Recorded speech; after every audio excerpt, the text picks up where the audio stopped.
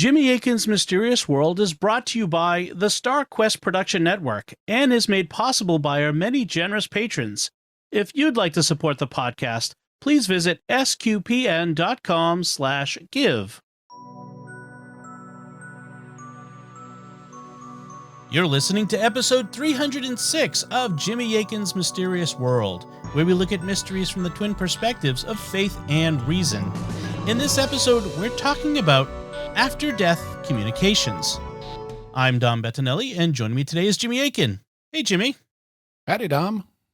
If you've ever lost a loved one, whether a parent, a spouse, a child, or even just a friend, you know the pain of separation. You can't just call them on the phone or arrange to visit with them. Wouldn't it be great if you could see their face, hear their voice, feel their touch, or smell their aroma again? Well, millions of people report just this. They report spontaneous experiences of contact with their departed loved ones. They even report spontaneously receiving messages from their loved ones.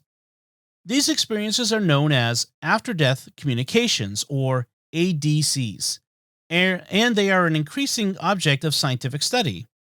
So what are after-death communications? What are they like? And could they really be forms of contact with our lost loved ones? That's what we'll be talking about on this episode of Jimmy Akin's Mysterious World. Jimmy, what do we need to say to begin? Well, despite the reluctance of people in our culture to talk about them, after-death communications, or ADCs, are extremely common.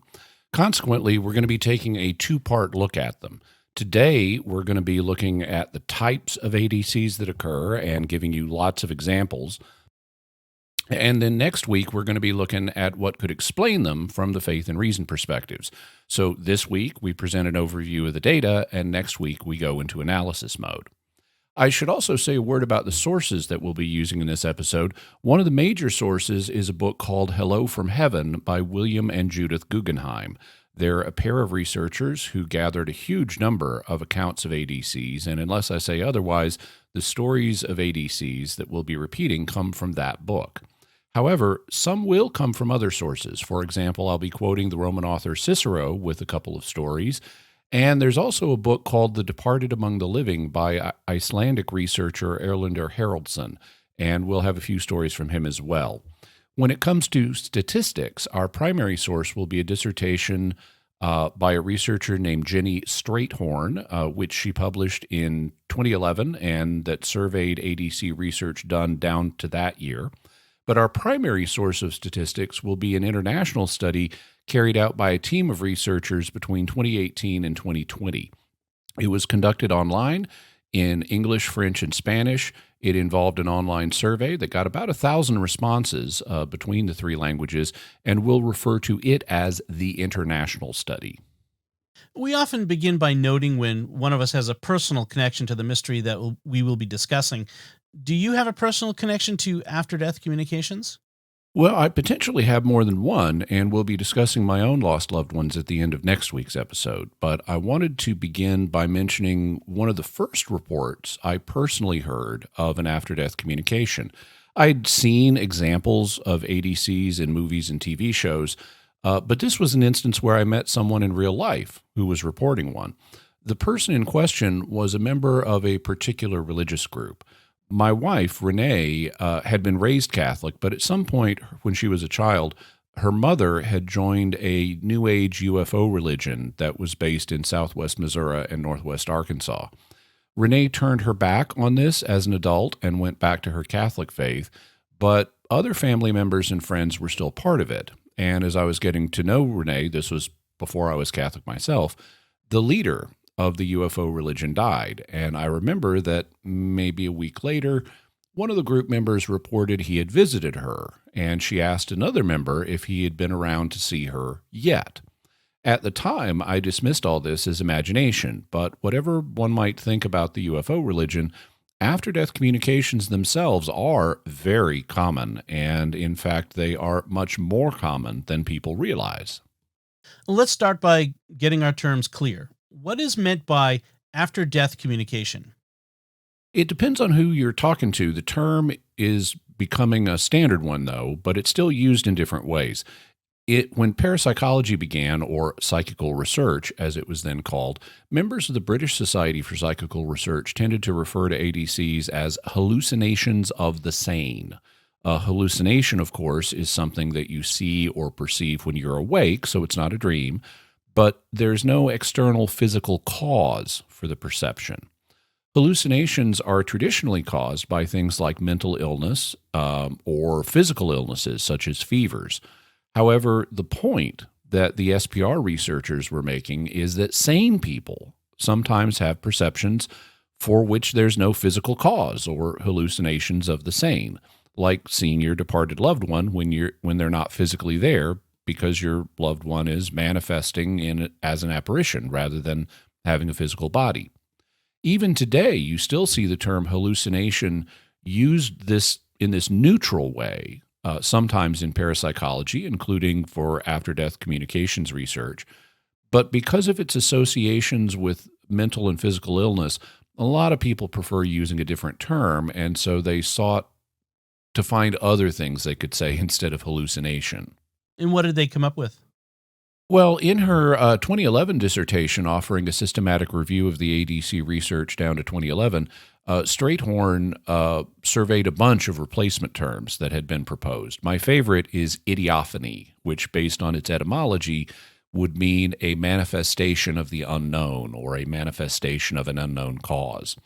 Also, idionecrophony, which would mean a manifestation of the dead of an unknown cause. Another term was near-life experiences, which is an obvious variation on near-death experiences. However, none of these terms has really caught on, and after-death communications, or ADCs, seems to be becoming standard. Isn't after-death communication rather broad? There are all kinds of different communications that one might have after death. Well, that's true. For example, suppose you go into the hospital and suffer a cardiac arrest, so you die, but then they restart your heart. Technically, everything you say to anyone thereafter is going to be an after-death communication, since you clinically died and got revived. But most of us wouldn't call having a conversation after you get out of the hospital an after-death communication. So for our purposes, we're only going to be looking at situations where the person doing the communicating is still dead, and no resurrections either. Even then, there are lots of ways that communication is supposed to happen after death, and a lot of them are mediated by someone or something. They can be mediated by a person, if that person is a medium, or you could try to contact the dead with automatic writing or a Ouija board. There are also other techniques that have been developed as part of grief therapy, such as using an apparatus that's called a psychomantium, which we can talk about in a future episode.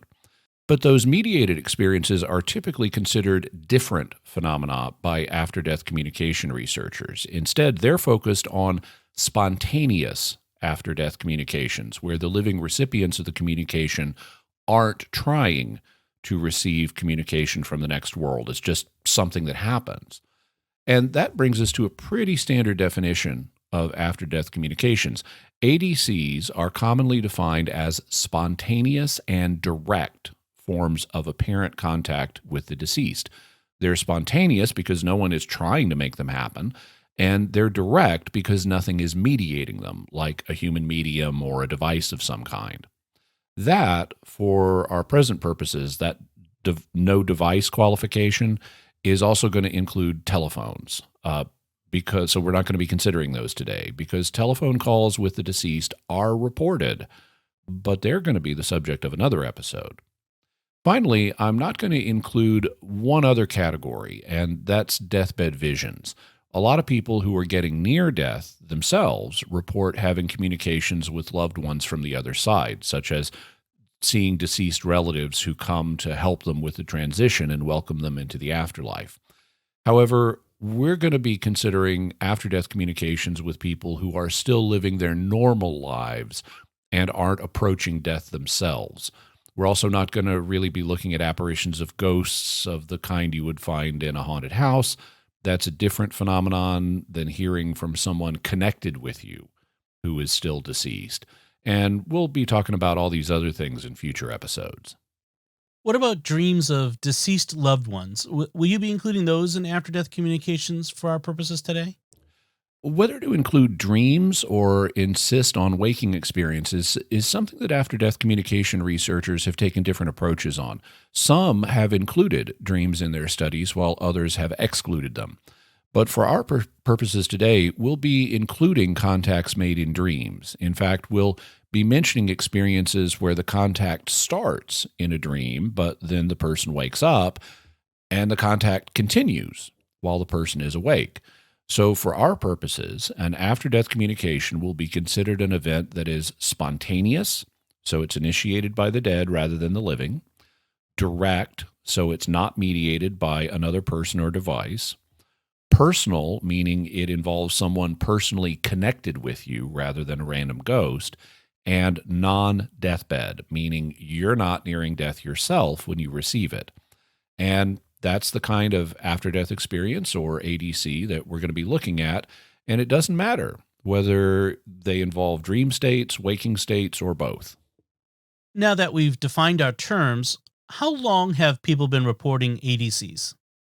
Basically, all of human history, and even before, I have no doubt that people began experiencing these as soon as humans started dying. But we've definitely been having them all through recorded history. The two earliest writing systems that we know how to read are Babylonian cuneiform and Egyptian hieroglyphs, and both of them contain accounts of after-death communication. In fact, the British scholar Irving Finkel recently published a book based on Babylonian writings called The First Ghosts, which is very interesting, and I hope to have Dr. Finkel on the show to talk about it. However, here are a couple of ADCs that were recorded by the Roman author Cicero. He wrote these texts around 45 BC, and both of these ADCs occur in dreams. First, he writes, Who, pray, can make light of the following dreams which are so often recounted by Stoic writers? The first one is about Simonides, who once saw the dead body of some unknown man lying exposed and buried it. Later, when he had it in mind to go on board a ship, he was warned in a vision by the person to whom he had given burial not to do so, and that if he did, he would perish in a shipwreck. Therefore he turned back, and all the others who sailed were lost. In this case, a man named Simonides buried the body of an unknown man, and burying the dead, is one of the corporal works of mercy and something that's been very important in many cultures. And then later, the man appeared to him in a dream and warned him that he would die in a shipwreck if he took a particular ship. So he avoided taking that ship and survived when the shipwreck happened, creating incidentally what's known as an intervention paradox, which is something we've mentioned before and we'll discuss more in future episodes on precognition. Now for the other dream. The second dream is very well known and is to this effect. Two friends from Arcadia who were taking a journey together came to Megara, and one traveler put up at an inn, and the second went to the home of a friend. After they had eaten supper and retired, the second traveler, in the dead of the night, dreamed that his companion was imploring him to come to his aid, as the innkeeper was planning to kill him. Greatly frightened at first by the dream, he rose, and later, regaining his composure, decided that there was nothing to worry about and went back to bed. When he had gone to sleep, the same person appeared to him and said, "Since you would not help me when I was alive, I beg that you will not allow my dead body to remain unburied. I have been killed by the innkeeper, who has thrown my body into a cart and covered it with dung. I pray you to be at the city gate in the morning before the cart leaves the town." Thoroughly convinced by the second dream, he met the cart driver at the gate in the morning, and when he asked what he had in the cart, the driver fled in terror. The Arcadian then removed his friend's dead body from the cart, made complaint of the crime to the authorities, and the innkeeper was punished. This is actually a pair of experiences that may reflect the historic human practice of biphasic sleep, where you sleep for part of the evening, then you wake up for a few hours, and then you go back to sleep for the rest of the evening. We talked about this historic human pattern in episode 98 on the mystery of sleep. Here, during what was sometimes called first sleep, the Arcadian friend who was staying in a local home had an initial dream imploring him for help, because the innkeeper was planning to murder his friend. However, when he woke up, he didn't act on this. So, during what was called second sleep, he had another dream, saying, in essence, Well, you didn't help me when you had the chance, so please at least make sure that my body gets properly buried. And he gave him enough of the details that were needed to find the body and convict the innkeeper. And so the murder case was solved. Those are both pretty dramatic ADCs. They aren't all that way, though, are they? No, most people don't have things this dramatic happen in their lives, but tons of people have ADCs. Exactly how many isn't clear. In her 2011 dissertation, based on her review of the literature, Jenny Strayhorn estimated that between 30 and 35% of people in America report having them at some point in their lives. On the other hand, she also estimated that between 80 and 85% of people who are grieving have at least one ADC during the first year of bereavement. How can those both be true? How can 80 to 85% of grieving people report at least one, and yet only 30 to 35% of people overall have them? One factor is that not everybody enters the grieving category. Some people are the ones who die first. For example, in a marriage, either the husband or the wife is likely to die before the other, and parents tend to die before their children, though sometimes the reverse happens. So people sometimes die first and never go into the grieving process. However, there also seems to be another larger factor which Strayhorn discusses. It appears, at least according to her, that many people forget the ADCs that they've had, particularly if they weren't strong, dramatic ones. Some people may think that they've had contact with a lost loved one during the first year of bereavement, but if it wasn't a strong ADC, they may forget about it later. On the other hand, there are other estimates, and a booklet published by Evelyn Alsacer and Associates in 2020 estimates that 40 to 50% of people have experienced one or more ADCs. Are there differences in the kinds of people who have ADCs? The research to date indicates that a broad swath of people have them. They can be members of any religion or no religion. They can be from any income or education level.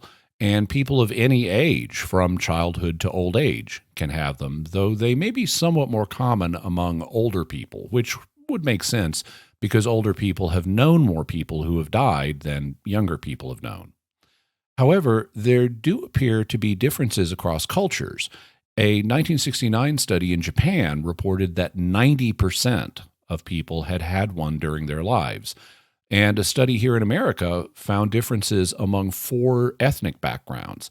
African Americans reported the most ADCs, Mexican Americans the next most, then European Americans, and Japanese Americans the least, which is interesting since ADCs are so common in Japan.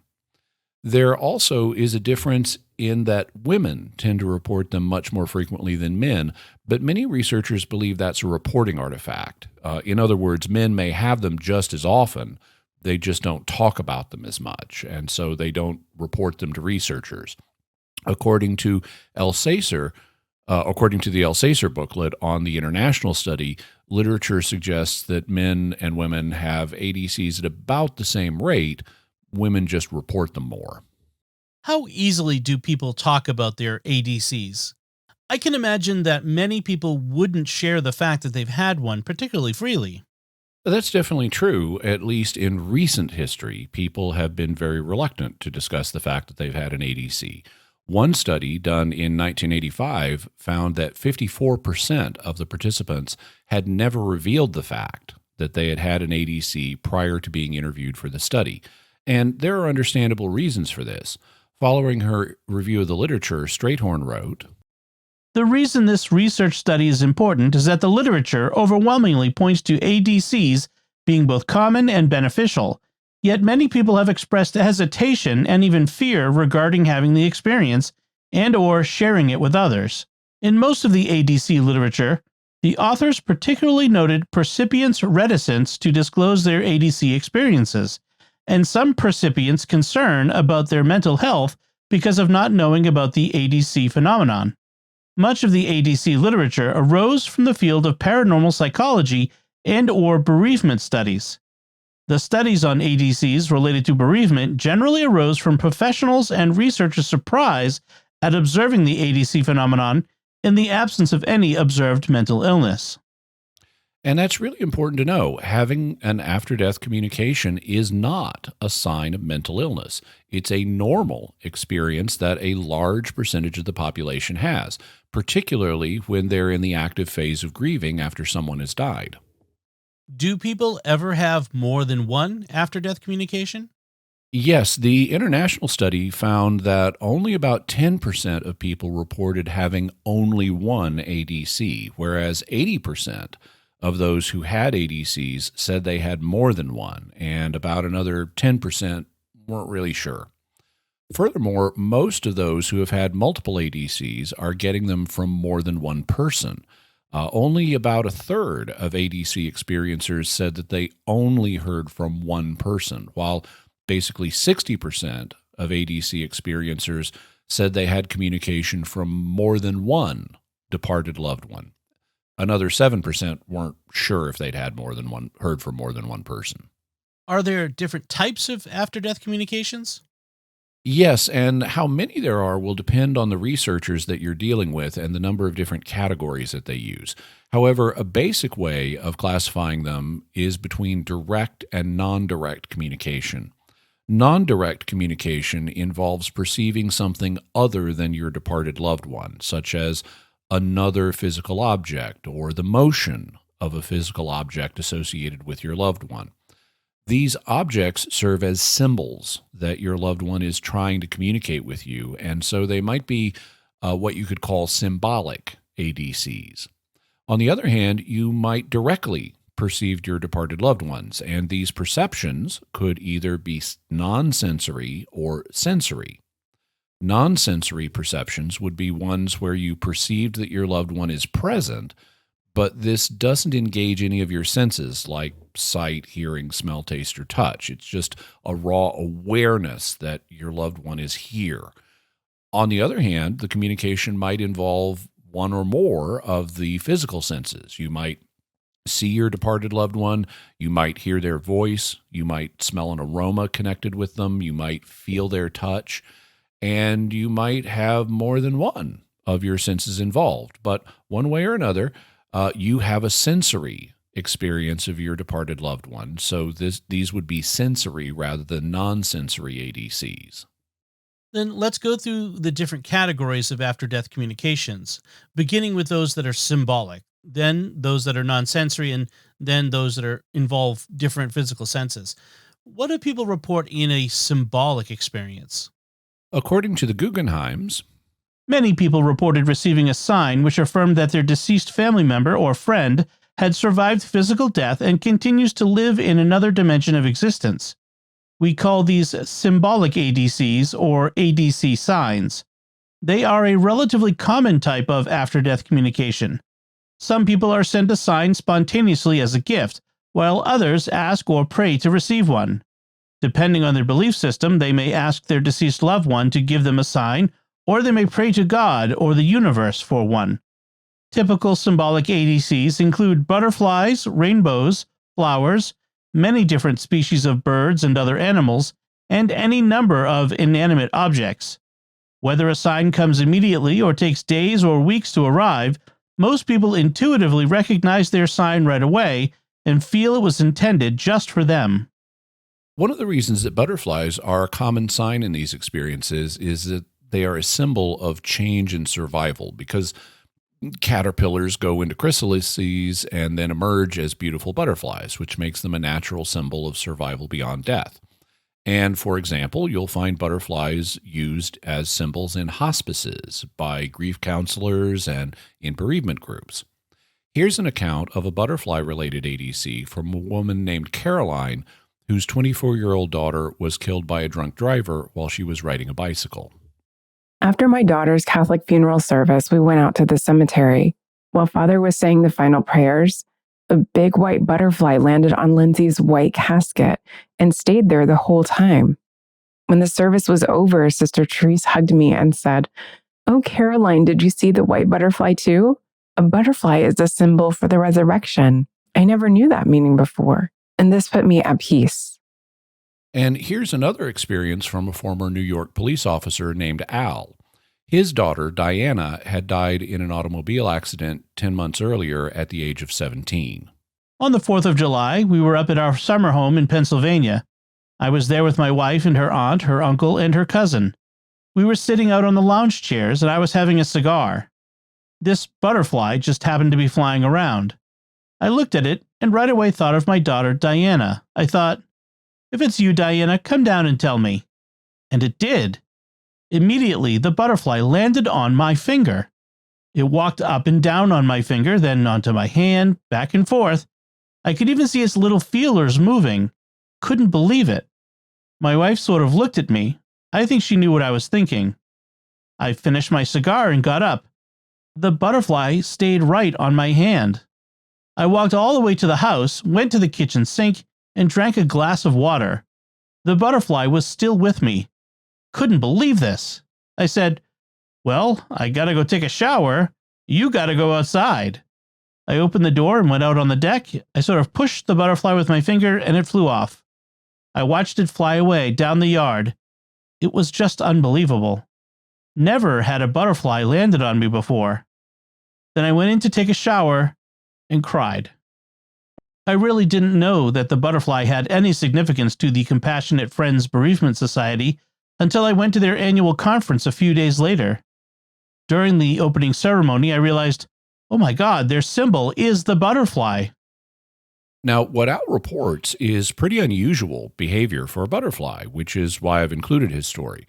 Having a butterfly land on a casket, as in our first story, could just be a coincidence, but butterflies don't usually land on your hand and stay there for as long as Al reported while doing all the stuff that he did, so that's more significant. However, not all symbolic ADCs involve butterflies. For example, here's a story from a woman named Lucy, whose 9-year-old son Steve had also died in a car accident. The night before the 1-month anniversary of Stephen's death, I was carrying on in his room saying, "Give mommy a sign, give mommy a sign." And the next day, I was in his room again. I had gotten Stephen a kitten 3 weeks before he was killed, and the kitten was on his desk. But I didn't want anything touched on his desk because I wanted to leave Stephen's room exactly the way he had left it. Then the kitten knocked over a painted bottle that Stephen had decorated. I quickly shooed the cat off the desk and picked up the bottle with my index finger in the neck. I felt some paper inside, so I pulled it out and opened it up. Stephen had written in marking pen, "I love you, Mom." I was so happy that I had gotten my sign. It made me feel so ecstatic that I was laughing and crying at the same time. And this would be an extremely meaningful experience for any grieving parent. Stephen had written this note for his mom, not knowing when he was going to die. And then after his tragic accident, the kitten she had gotten for him revealed its location to his mother. Yes, you could chalk this up to just coincidence, but it's what the psychiatrist Carl Jung would refer to as a synchronicity, an apparent coincidence that is very meaningful for the experiencer. Here's another symbolic ADC that is related by a woman named Sunny. It's actually a series of events that began 3 weeks after her 9-year-old son Sean died at an accident at his school. I was crying one day and talking to Sean, begging him to please send me a sign that he was still with us. After sitting for a little while, I had a feeling to get up and go into his room. I just wanted to open a drawer and touch his clothes, so hopefully I would feel a little bit better. But I felt compelled to pull the drawer all the way out and look underneath it, and there was a dime. And then it hit me, this is a message from you, Sean. This is you coming through. When I saw that dime, I thought back to a little joke that we had between us. I used to give Sean a $2 a week allowance if he kept his room clean and did what he was told. As I gave him the $2, I would say, "This is for being a good son." And then Sean would go to the little frozen juice can he had decorated where he used to put all of his change, and he would get a dime and give it to me saying, "This is for you, Mom. This is your allowance for being a good mother."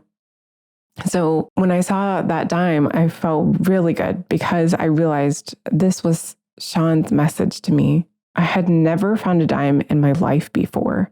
As it happened, I started finding a lot of dimes after that, mostly at work. Then I started finding them on special days, on Valentine's Day and Mother's Day. I would find dimes when I really needed them. At a restaurant, in a parking lot, in front of a pet store, walking our dogs in the evening, in a hospital when my husband had surgery, at a museum, in a pizza restaurant, and getting off a train. One day I even found 2 dimes. My family wanted to know that Sean was with them too, so I asked him to please give them a sign. And soon they also started finding dimes. And according to the Guggenheims, over the next 9 years, Sunny and her husband found a total of 640 dimes, which would be a total of 71 dimes a year, or 6 dimes a month, or 3 dimes per person per month for 9 years, which is rather a lot. I don't think I've ever found 3 dimes in a month, especially not for a period of 9 years, and I doubt that I would even if I were actively looking for them. So this, like all ADCs, involved cases of synchronicity or coincidences that are meaningful to the experiencers. I have no reason to challenge the experiencers' interpretation of these events. They regard them as symbolic communications from their departed loved ones that are very meaningful to them, and I have no reason to challenge that. However, because they do involve coincidences, they will be less convincing to skeptics, and so I consider symbolic ADCs to be one of the lesser forms from a perspective of providing evidence to the unconvinced, since they can be dismissed as just coincidence. Although the more unlikely the coincidence would be to be due to random chance, the more evidence they actually do provide. Then let's turn to the next category of ADCs you mentioned. These were ones where a person thought that they perceived their loved one, but their perception didn't involve any sensory impressions, no images, sounds, and so forth. What are these experiences like? They're known as sentient ADCs. In Latin, sentire means to feel, so a sentient ADC is one where you feel the person's presence. According to the Guggenheims, people reported having an intuitive awareness or inner knowing that their deceased loved one was with them in the same room or area. It was a distinct, almost physical sensation that he or she was nearby. The presence felt familiar and conveyed the identity and personality of the one who had died. Many people state they can sense the emotions and overall mood of their deceased loved one while they're having a sentient ADC. And some may receive nonverbal messages this way. Though sensing someone's presence is the least tangible and most subtle form of ADC contact, each experience has a definite beginning and ending. The experiencers are aware when their deceased relatives and friends arrive and when they depart. the international survey found that basically a third of experiencers, 34%, had sentient-only ADCs, where they sensed the presence of a loved one, but they didn't have other sensory impressions. Of those who had sentient-only experiences, basically two-thirds, 68%, said that they could tell where the person was in space relative to them. So they could sense, for example, he's over there or she's behind me or something like that. Another, basically two-thirds, or 65%, said they could tell when the person arrived and when they left. 61% said that this felt different than just thinking about the deceased person or having them in your heart, and three-quarters, 75%, thought that the loved one was trying to send them a message by their presence. Here is a typical experience of this type reported by a woman named Diane about 18 months after her grandmother died of cancer. As I was standing at my kitchen sink, I felt this warmth, this presence. It wasn't physical, but more like a presence standing around me and folding me. I knew it was my grandmother. Nothing special was going on in my life at the time, and I hadn't been thinking about her. Bells didn't ring or anything. I just had a sense Grandma was there with me. And then in less than a minute, it stopped. I remember feeling very cherished and loved. It was a really nice thing to have happen. And here's another typical experience of this type from a man named Ken, whose friend Oscar had died of a stroke. I always had a great deal of admiration for Oscar, although I never saw him very often. I really didn't spend a lot of time thinking about his death. Just that he was gone, and I was going to miss him because I couldn't talk to him, and things like that. A couple of months after he died, I was walking down the hallway in my office as I did 1,000 times a day. All of a sudden, I felt Oscar. I wasn't in a reverie or even thinking about him. In fact, I was walking to the reception area to meet a client. I felt his presence. It was all around me. It was like I had been immersed in a bubble of his energy. I got a sense of joy. It was like seeing Oscar again. But I just kept walking as I said something to him silently, and then he left. It's possible that sentient ADCs may occur repeatedly for some people, which is true of ADCs in general. Sometimes they occur over a period of time. Here's a report from a woman named Susan whose father-in-law had died of cancer. It was very late at night, and I was sitting at the dining room table paying bills. I suddenly had the feeling I wasn't alone. I very strongly felt the presence of my father-in-law. At first, I felt surprised and kind of confused, but that went away quickly because he came with such peace and warmth. I was really excited that he was there. This happened about 3 times, always late at night.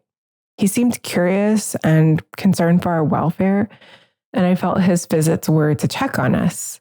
Then he didn't come anymore. I felt his questions had been answered and that he was really happy once he realized the family was together and united. ADCs in general, including sentient ones, can also occur at great distances from where the person died. Distance does not seem to be a barrier. Here's a report from a woman named Sandy. Her experience occurred about 5 years after her father died of cancer. I was an operating room nurse in Vietnam. This happened 2 or 3 weeks after I arrived there in 1968. Shortly after I got into bed, the hospital was attacked by a barrage of rocket fire. The earth was shaking and the noise was deafening. I crawled under my bed onto the concrete floor. I was very cold, uncomfortable, and frightened. All of a sudden, my father was with me. I felt his presence and his emotional warmth. My father's caring and love enveloped me. I felt wrapped in the security of his strength and had an overwhelming sense of peace. He assured me that it was going to be all right. He was there several minutes, and then he left. This experience strengthened my spirituality and took away my fear of death. Throughout my tour, I dealt with a lot of young men who were severely wounded and others who went on to die. The war didn't stop. The casualties just kept coming. I sat with many who were dying because I couldn't imagine them dying alone in a foreign country. My experience with my father contributed to my ability to do that. In this experience, despite the fact she didn't hear any voice, Sandy thought that the encounter with her father was meant to give her a message that she would be okay, despite the barrage of rocket fire being directed at the hospital where she was. Experiencers often believe that they've been given messages, and we'll have more to say about those as we go along, because the international study classified the messages into different types. Sandy didn't hear a voice in her experience, but now let's turn to those where people did. What can you tell us about those experiences? They're called auditory ADCs, and according to the Guggenheims, receiving a verbal message by hearing the voice of a deceased family member or friend is also a very common type of after-death communication. We call these auditory ADCs. Some people reported hearing an audible voice that was from an external source. They heard the voice through their ears the same way they would hear any other person talking to them. But most people stated they heard a voice internally, inside their head or mind, and they were equally certain the voice originated from a source that was outside of them. So the latter, where they hear the voice internally, would be telepathic experiences.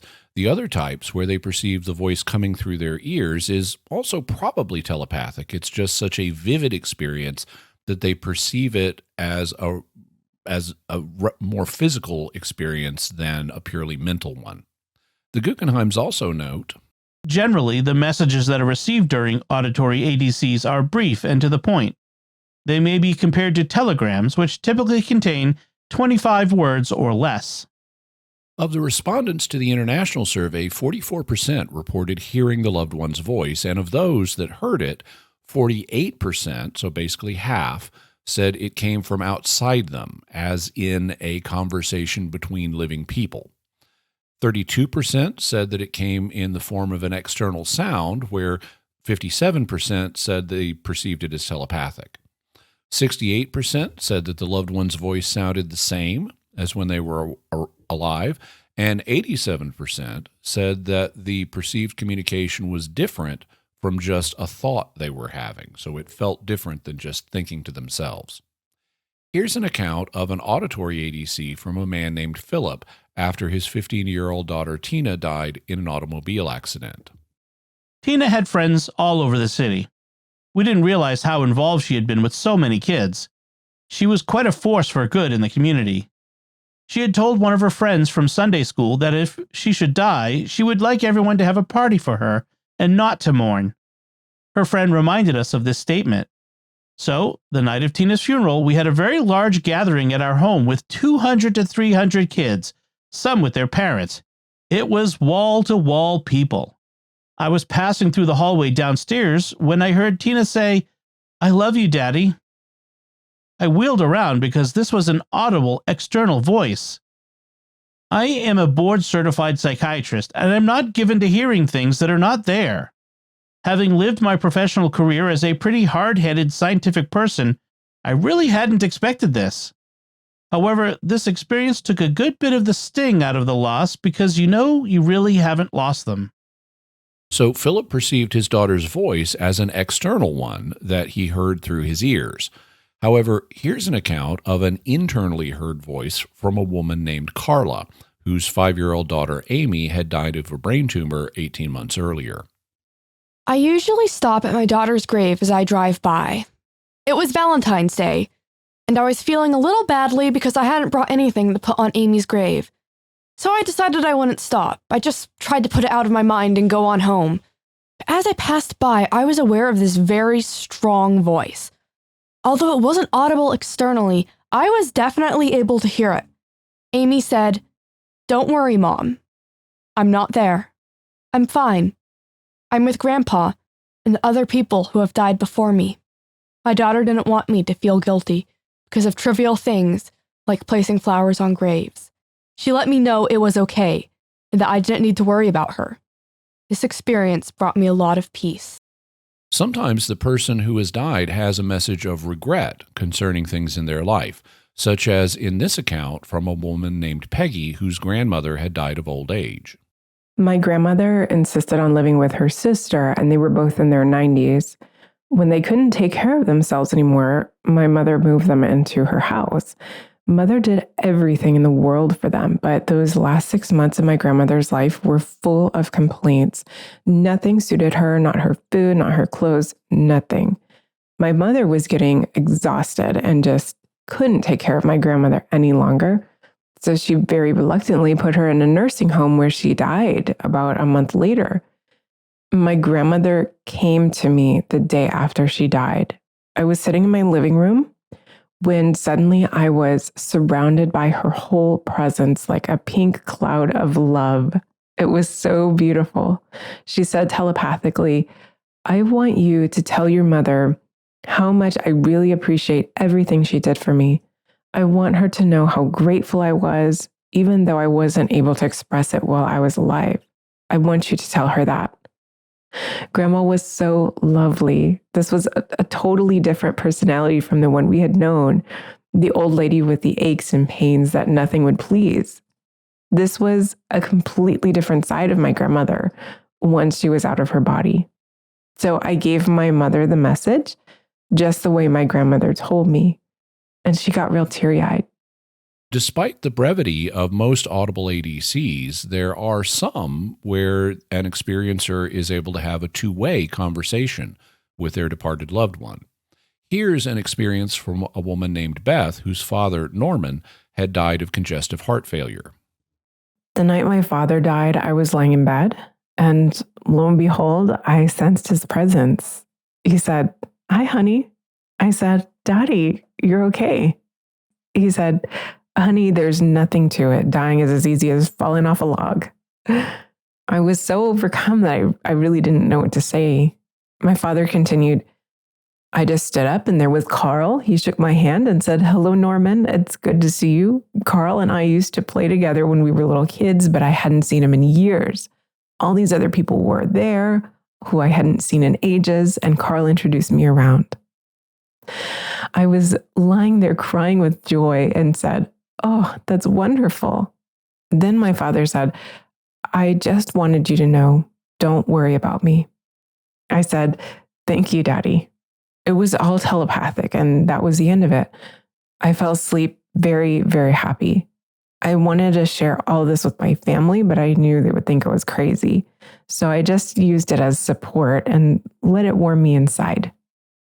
And that's not uncommon. Very often, people who have ADCs keep them to themselves because they don't want others thinking that they're crazy. And so there's kind of a vicious cycle here. If people knew how common ADCs are, then people wouldn't think that those who have them are crazy. They might or might not believe that the ADCs were actual communications with the departed, but they would recognize that you're not crazy for having one. So the silence about them tends to feed the impression that something's wrong with having them, which is one of the ideas that ADC researchers are trying to dispel so that people will feel more comfortable talking about the ones they've had. Let's talk about another kind of ADC that involves the senses. What can you tell us about after-death communications that involve the sense of touch?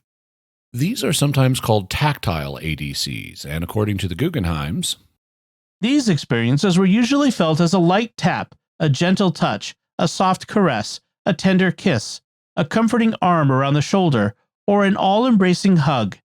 Each one was a loving way to express emotional support and reassurance. Regardless of the form, the experiencers easily recognized their deceased loved ones by their familiar and distinctive touch. Of the international survey respondents, 48%, or basically half, said that the loved one took the initiative by touching them. Of those, 55% said that the contact was familiar or typical for the loved one. 80% said that the touch was transmitting some sort of message, and 26%, so basically a quarter, said that they also tried to touch the deceased loved one. And of those, 43%, nearly half, said that they were able to grasp the loved one and felt resistance or matter or something when they did, which is a very interesting finding. They didn't just perceive their hand going through the loved one. They felt like they were touching something physical. Here's an example of a tactile ADC from a woman named Joyce, whose daughter was almost 4 years old when she died following open heart surgery. Several weeks after Megan's funeral, I was really upset one night. I went to bed early. I was just lying there, crying. All of a sudden, I felt a little hand gently touching my cheek. I thought, "Oh my God, that's Megan." Her little fingers felt soft and smooth on my face. A tremendous sense of peace and calmness came over me. I felt Megan was telling me she was all right. And here's another simple experience from a man named Mike, whose 15-year-old daughter Laura had been killed in a car accident. 2 days after my daughter was killed, I lay down on the couch in the family room and fell asleep. About 10 or 15 minutes later, I was awakened by Laura's kiss. I knew she was there. She kissed me on my lips. I felt her kiss me. I knew without a doubt in my mind that my daughter was giving me a kiss to assure me she was okay. Everything Laura needed to say was in that kiss. It was real comforting to me. I felt such joy. It was absolutely the most wonderful thing that ever happened to me. Now, these two experiences both involved very simple touches. Joyce just felt her daughter's hand on her face. Mike felt her daughter's kiss. But here's an experience from a woman named Kathy that is more complex. Her daughter, Teresa, who was 15, had died in an automobile accident. Throughout the ensuing months, my heart ached and my body ached. I didn't know how to go on. One day, I lay on my bed facing the wall. I was just wishing to die. And suddenly, I felt Teresa sitting behind me on the edge of the bed. She began stroking my forehead and hair, just as I had so often done for her. I could definitely feel her presence sitting there. I could feel her energies. This lasted a minute or so, and then she gradually went away. I was totally joyful to have this contact, and it actually kept me going. So here, the tactile impression was more complex. It wasn't just a single touch or a kiss. Instead, Kathy felt her daughter stroking her forehead and hair for about a minute. And tactile impressions that go on for that long would be less likely to be just due to a momentary subconscious manifestation. Now, here's an even more dramatic tactile experience. The report comes from a woman named Sarah, and she and her husband, Doug, had just lost their 24-year-old son, Andrew, in a motorcycle accident. I was standing in our kitchen before Andrew's memorial service. Kyle, our other son, came over and put his arm around me. Then my husband, Doug, came over to us and we opened into a three-way hug. As we stood there, silently with tears rolling down, we felt a light pressure, a light caress on our shoulders. In my heart, I knew it was Andrew, and Doug and Kyle did too. We all felt the warmth of his embrace and his love, and mentally, I heard Andrew say, "Hey guys, it's okay." This lasted no more than 30 seconds, and then the warmth and the pressure were gone, but Andrew's hug had made us a complete family one last time. One of the important things about this experience is that all three living family members felt the hug. Sarah, Doug, and Kyle all felt Andrew joining their family hug. So this is an ADC with multiple witnesses, and that does sometimes happen. Also, this experience involved more than one sense, because in addition to feeling Andrew's embrace, Sarah also mentally heard his voice. And having ADCs that involve more than one sense is quite common, especially for the two most important human senses, hearing, which we've already heard some examples of, and sight, the sense that humans rely most upon. Before we get to sight, there are two other senses we need to cover, taste and smell. Are there ADCs involving those? Taste and smell are related senses in that they both involve detecting chemicals. Taste involves detecting chemicals that are put on our tongues, and smell involves detecting chemicals that are floating through the air. So they're both chemical senses. The two senses are tightly related, and a lot of our experience of taste is actually based on the smells of the food that we're eating. People who have lost their sense of smell, as could happen, for example, with COVID, then report that they can't taste things nearly as well. But despite this close correlation between the two senses, I'm not aware of any that involve taste. They may happen, like maybe out of the blue, someone suddenly starts tasting the signature dish that their mom used to serve them. But if that happens, it doesn't show up statistically, at least it hasn't so far. And an article on the International Survey by Marjorie Wallicott and others has a footnote saying that the international survey that had like 1,000 responses did not turn up any that involved taste. On the other hand, there are a bunch of after-death communications that involve the sense of smell. The Guggenheim state, the accounts in this chapter involve smelling a fragrance that is associated with a specific deceased family member or friend. They are a relatively common type of after-death communication, and we call these olfactory ADCs. Typical scents include the fragrance of a perfume, cologne, or aftershave lotion, the essence of roses or other flowers, and the aroma of a food, beverage, tobacco, or commercial product. The variety of odors that can be identified is virtually unlimited. During an olfactory ADC experience, people reported smelling a fragrance that was clearly out of context with their surroundings. The room or area they were in was suddenly filled with a particular aroma, but it had no physical source. Occasionally, two or more people who are together in the same place at the same time can smell this scent. In fact, an olfactory ADC is the one type of after-death communication that is most often shared by a group of people. Anyone may have an olfactory experience by itself, or it could be combined with a sentient, auditory, or tactile ADC. Of the respondents to the international survey, 28% said that a fragrance characteristic of the deceased made them think that the loved one was present. That would appear to include experiences that were purely olfactory, where the fragrance was the only sensory element to the experience, but it would also include experiences where the fragrance was just the first thing they noticed, and they may have gone on to see or even hear the loved one. But there could also be other experiences that included a fragrance. It just wasn't what alerted the experiencer to the loved one's presence. 60% said that the loved one was trying to convey a message by the fragrance. The Woolacott paper also gave its own examples of what kinds of fragrances people reported. The fragrances typically included aftershave lotion, a typical body scent, perfume, or soap, but many odors were noted in the descriptions, including tobacco, food, and flowers. Here are some examples of what different respondents shared. The odor of the pipe of my father, the odor of his hair, his perfume, the perfume of his shampoo, the perfume and aroma of crepes, his favorite dish.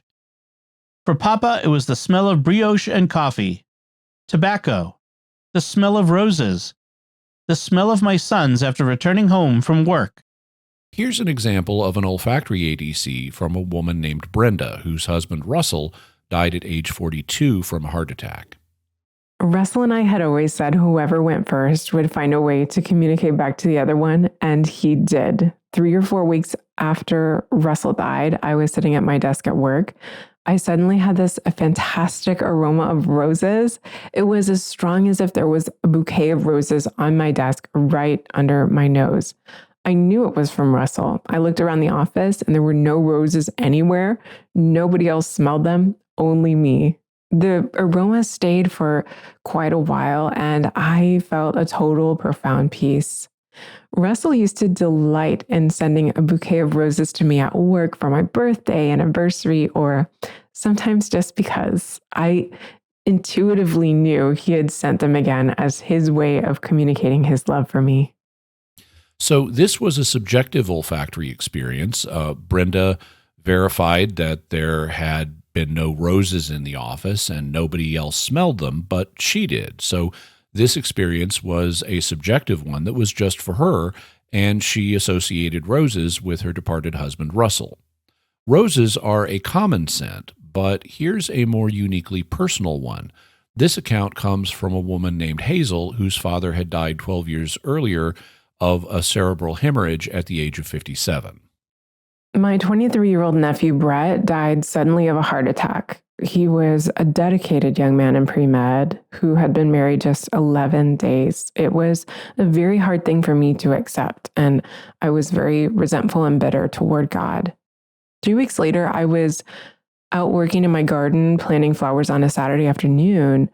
All of a sudden, I could smell the tobacco from my father's pipe. It was a special blend made for him at a tobacco shop. It had a very sweet, spicy aroma. My father said, "You've been terribly unhappy and I've come to set something straight. Don't worry about Brett. He's here with us. He's happy and he's well. Don't concern yourself. Let it go." It was just like somebody had poured warm sunshine on me. I had this absolutely peaceful feeling and I could let go. So here, the scent was very personal to Hazel's father. It was a specialty blend of pipe tobacco that the tobacconist made just for him. And yes, that's something that pipe shops often do. In fact, somewhat to my surprise, listeners have taken an interest in what kind of pipe tobacco I smoke. And I've shared that the main one is a specialty blend that's made for me at a pipe shop called Ash and Ember in Siloam Springs, Arkansas. The blend is called St. Michael's Holiday, and after they started making it for me, they started offering it to other people as well, and it's becoming rather popular. Since I've mentioned it on the show, they've also started getting orders from it from Mysterious World listeners, so if you're interested in trying it, you can call Ash and Ember in Siloam Springs, Arkansas, and ask for St. Michael's Holiday, and they can mail it to you.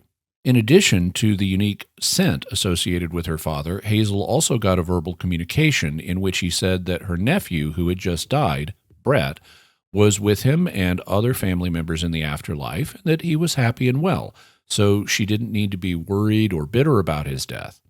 Hazel felt this message was like having warm sunshine poured over her, and she was able to let go of the resentment she felt towards God.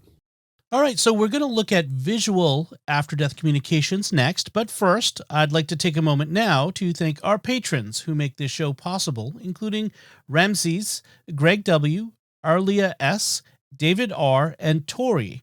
Their generous donations at sqpn.com/give make it possible for us to continue Jimmy Akin's Mysterious World and all the shows at StarQuest, and you can join them by visiting sqpn.com/give. Jimmy Akin's Mysterious World is also brought to you by DeliverContacts.com, offering top brand contact lenses at always low prices with free delivery. Visit DeliverContacts.com. And by Rosary Army, featuring award-winning Catholic podcasts, rosary resources, videos, and the School of Mary online community, prayer, and learning platform. Learn how to make them, pray them, and give them away while growing in your faith at rosaryarmy.com and schoolofmary.com. Jimmy, now let's go for the most important human sense, sight. What can you tell us about ADCs involving visual impressions? Well, they take quite a variety of different forms.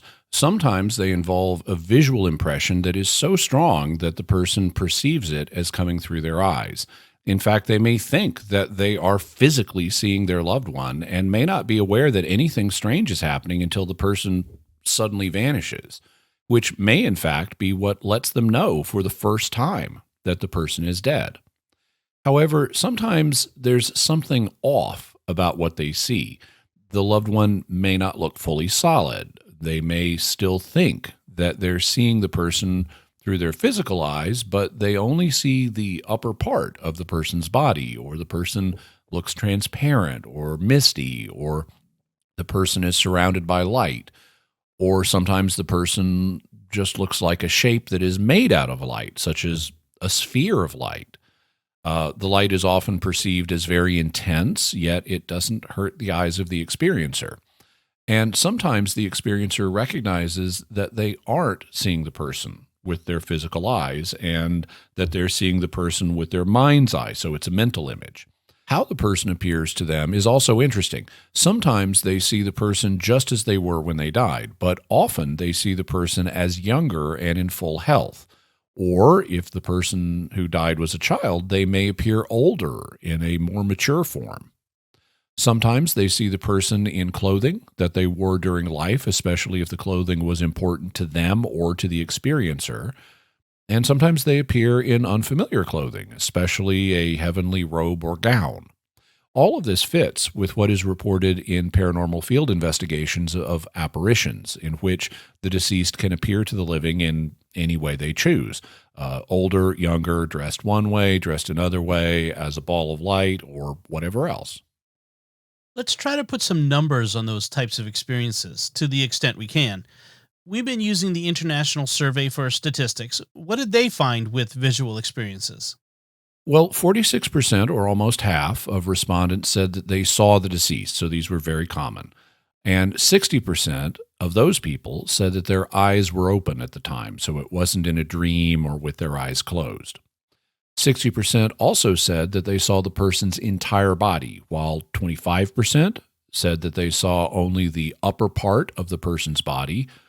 1% only saw the lower part, so 1% of people see ghost legs. And another 12% indicated that they saw something else of the person's body. It wasn't either the top or the bottom. 24%, or a quarter, said that the feet were visible. About 74%, or three-quarters, said that the person was in the center of their vision, not in their peripheral vision. 62% said that the loved one was close enough to touch them. And a third, or 33%, said they were several meters away, and then 3% said that they were farther away than that. They were in the distance. 62% said that the loved one seemed solid, like a living human being. 12% said the person was transparent, so that you could see objects behind them.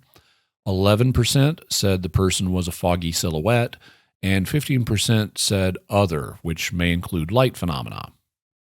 Only 17% said that the person looked the same as they did at the hour of death, with 55% saying they looked different, presumably meaning they looked like they were in good health compared to how they looked at the hour of death.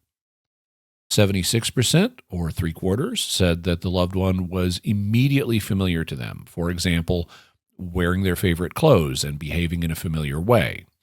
When it comes to age, 51% or half said that the loved one was the same age at when death occurred, but 32% or a third said the loved one looked younger, and 1% said that they were older.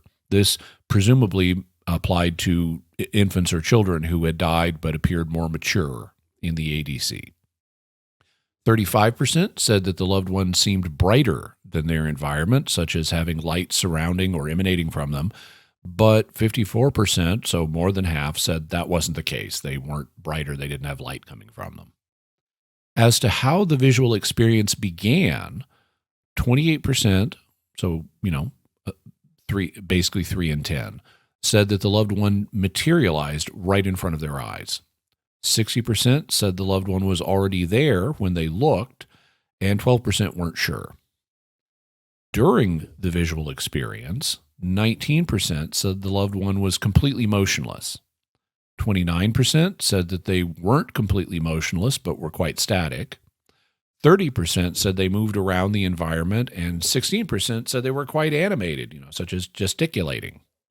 When it comes to how the visual experience ended, 15% said the loved one faded away gradually.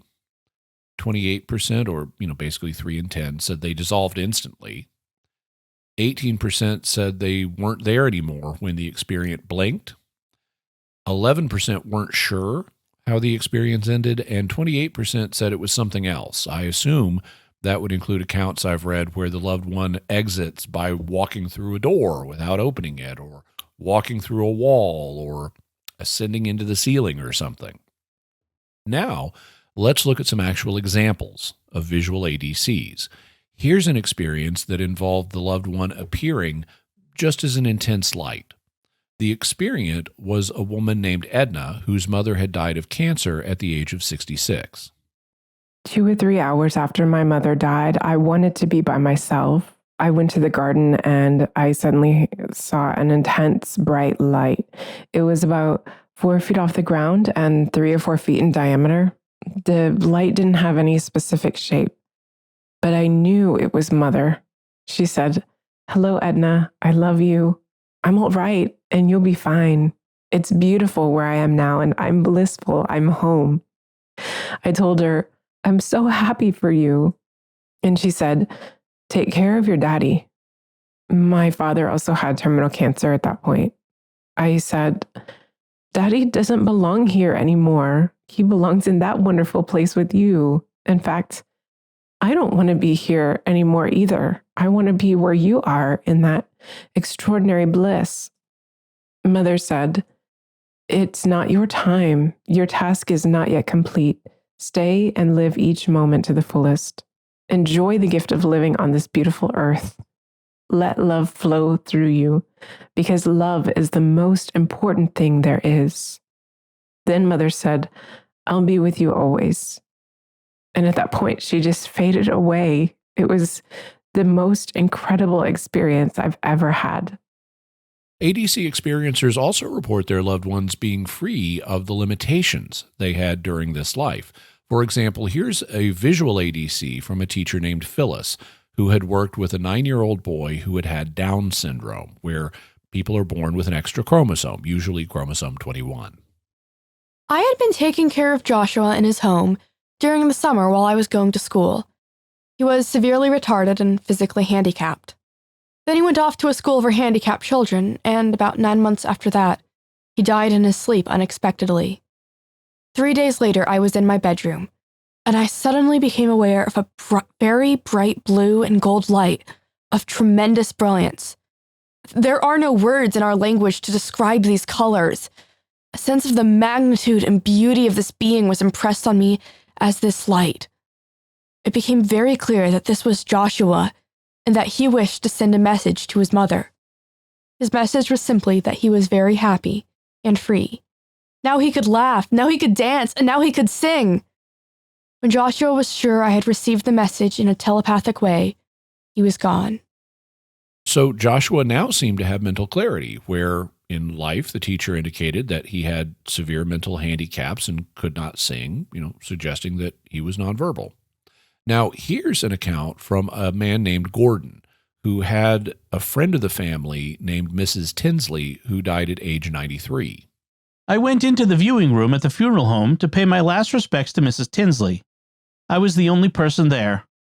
As I was standing looking at her body, I heard, "Gordon, it's okay if you cry." I looked around because it was Granny Tinsley's voice. When I looked up, she was on the other side of the room, maybe 10 feet away. It was like she was really there. I could see all of her. Her hands were slightly lifted, and she had on a different dress than she was wearing in the casket. Suddenly, I had this explosive sob. It was really wrenching. I was really hurting, but I didn't know it. I looked away and cried, and when I looked again, she wasn't there anymore. I don't think I would have cried if she hadn't said something. I knew I missed her, but I would have just kept it bottled up inside. Since then, I've remembered on occasion that it's okay to cry, because Mrs. Tinsley gave me permission. So here Gordon saw all of Mrs. Tinsley from head to foot. He said it was like she was really there, looking like she was physically solid. And he also heard her voice as if it was external, coming from a particular location in space, which is what caused him to turn around and see her. Here's an account from a woman named Hannah, and this occurred about 6 weeks after her 82-year-old mother died of a stroke. I couldn't sleep one night, and so I got up and did a couple of chores around the house. Then I sat in the chair in the front room. I was thinking about Mother and feeling the loss of no longer taking care of her. Suddenly, I saw her walk into the room. The first thing I noticed was that she was walking normally. 10 years before the end of her life, she was forced to have both legs amputated above the knee. Mother had both her legs again, and she walked right over to me and sat on the arm of the overstuffed chair. She put her arm across my shoulder and said, "Hannah, darling, you've been like an angel to me. Don't feel sad. Don't grieve for me." There was a radiance about her, and she looked so happy. Then Mother got up and walked around to the other side of the chair. She said, "Don't worry about me. Just remember, I'm happy." Then she kissed me on the cheek and left. It was so very real. I felt the touch of Mother's arm on my shoulder and the press of her lips on my cheek. I felt the special love and closeness that had always existed between us. This was a very loving and special occasion for me and something I've kept sacred. Here we have a multi-sensory experience involving sight, hearing, and touch, and it was apparently fully realistic, as if Hannah were experiencing it through her physical senses. And once again, the loved one was not hampered by limitations they had in this life, and Hannah's mother had both of her legs back, which had been amputated above the knee a decade before. One of the things that sometimes happens with visual ADCs is that the experiencer doesn't see their loved one here on Earth, but in a different environment. Instead, it's as if they get a glimpse of where their loved one is in the afterlife. As in this experience by Edie, whose 14-year-old stepson Michael was riding his bicycle when he was killed by a hit-and-run driver. We arrived for the viewing at the funeral home and stood in front of Michael's casket. I quietly said a prayer. All of a sudden, with my eyes wide open, I saw what was like a film strip in front of me, just slightly above my eye level.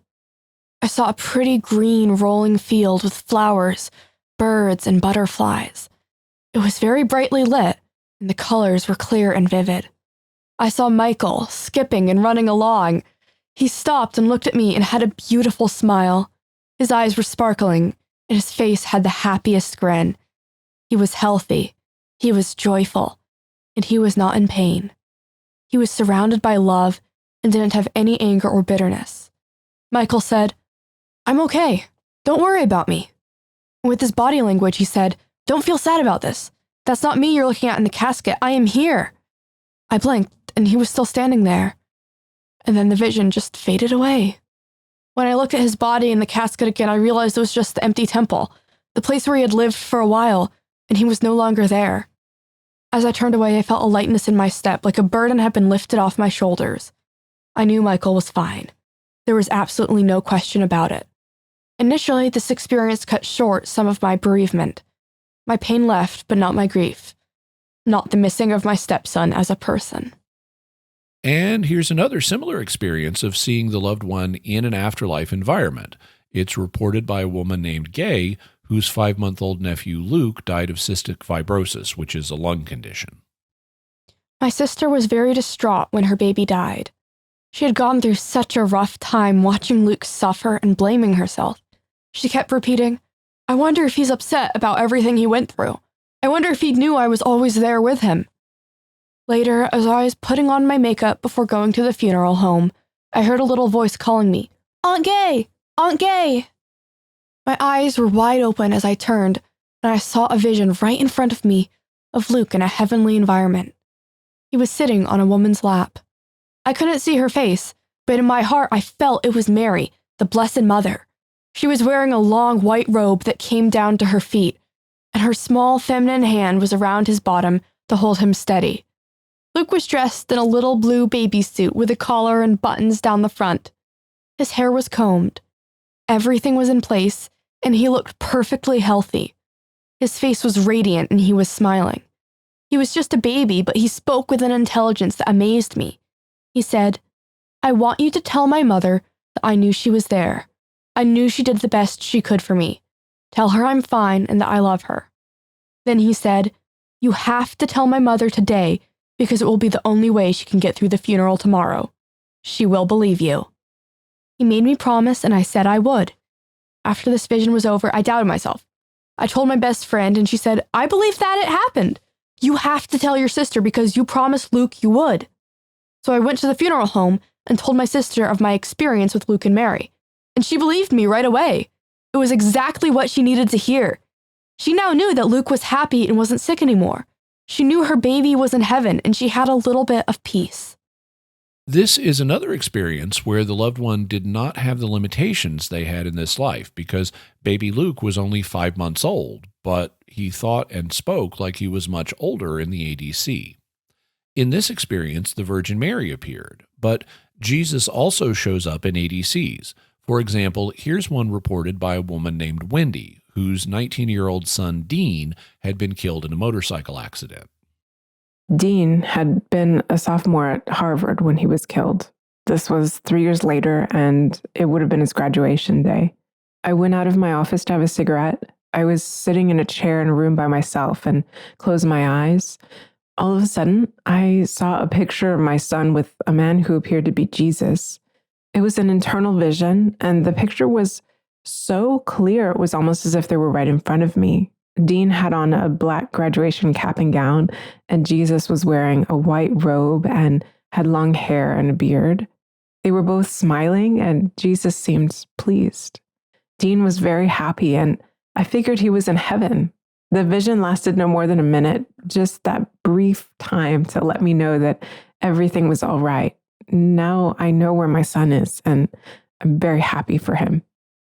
People can also express religious concerns for the living when they appear in an ADC. Here's an experience reported by a woman named Louise after a young family friend named Ryan had drowned. I went to bed and Ryan appeared to me. I was sort of in between awake and asleep, but my eyes were open. I saw him standing at the foot of my bed. He looked very healthy and very strong. He was very, very calm and had a real peaceful look on his face. He said, "Louise, I want you to do something for me. I want you to tell my mother to have an altar call at my funeral. I've got lost loved ones that I want to be saved." When I sat up in bed, Ryan disappeared. An altar call is when they play soft music and the preacher asks if there is anyone who has not been saved and given their life to the Lord. He then asks them to please come to the altar and pray and turn their life over to God. I was real hesitant to tell Ryan's mother because I knew his family didn't attend church regularly, so I didn't know how she would handle it. But then the next morning, I told her what had happened. She said she believed her son came to me, and if that's what he wanted, then that's what she would do. So there was an altar call at Ryan's funeral, and his brother Eddie was saved. This made quite a change in Eddie's life because he had been kind of wild, and now he's a policeman. Some of the experiences we've been hearing about occurred either while a person was asleep or when they're falling asleep, as with Louise's experience of Ryan. Could these have been just ordinary dreams rather than anything paranormal? In principle, yes. And next episode, I'll talk about that more. But for now, I'll note that there are differences between sleep state ADCs and regular dreams that involve deceased loved ones. The Guggenheim's report. There are many significant differences between an ordinary dream and a sleep state ADC. A dream is generally fragmented, jumbled, filled with symbolism, and incomplete in various ways. Though some are very intense emotionally, they typically have a quality of unreality about them and are often soon forgotten. In contrast, sleep state ADCs feel like actual face-to-face visits with deceased loved ones. They are much more orderly, colorful, vivid, and memorable than most dreams. In fact, some may be ADC visions that occurred during sleep. They are basically very similar to ADCs that take place while people are wide awake or in the twilight state. Of course, many sleep state experiences that include a deceased family member or friend are not ADCs. Most are just regular dreams based upon memories and other emotional material from the subconscious mind. For the bereaved, these dreams are a normal and beneficial part of their grief process. Those who have dreamed about their deceased loved ones and also had sleep state ADCs with them say they can easily distinguish between these two different kinds of experiences. One of the things that is often reported about psychic experiences in dreams is how vivid they are. Experiencers often say that what happens was so vivid it felt realer than real. So between that and the fact that sleep state ADCs are much more purposeful and less chaotic than normal dreams, there is a basis for distinguishing them from normal dreams. According to the international survey, 62% of respondents indicated that they had ADCs in sleep, which would be a majority of them. And it would mean that something like 38% were purely waking ones. Another altered state of consciousness, besides sleep, that sometimes blends with ADCs are what are known as out-of-body experiences, or OBEs. We'll talk about OBEs in general in a future episode, but there are cases where after-death communications appear to take place in the context of an OBE. For example, here's one from a man named Ron, whose sister had died of complications at the hospital at the age of 53. Prior to my bedding down for the night, I was in a prone position and was resting in a semi-meditational state. Suddenly, I felt the presence of my sister Bobby. She flew down to my being and grabbed my right hand. I could feel her touch. She was real. Bobby was wearing a white gown made of a light, flowing gossamer material. She was much younger and physically in perfect condition. My sister was the happiest I'd ever seen her, smiling and laughing the entire time. She had real bright, sparkly eyes and was very content. Bobby said to me telepathically, "Let's go and have some fun, Ron." And I said, "Okay." So my sister and I suddenly burst out into space. It was quite an exhilarating experience. I could see stars and planets and all kinds of stellar constellations going by. Everything was very vivid, very intense, and very bright. I didn't look back, although I felt a bright light surrounding and trailing behind us like a jet stream. As we went faster and faster, Bobby turned around and said, "Isn't this a wonderful experience?" I said, "Yes, let's do some more."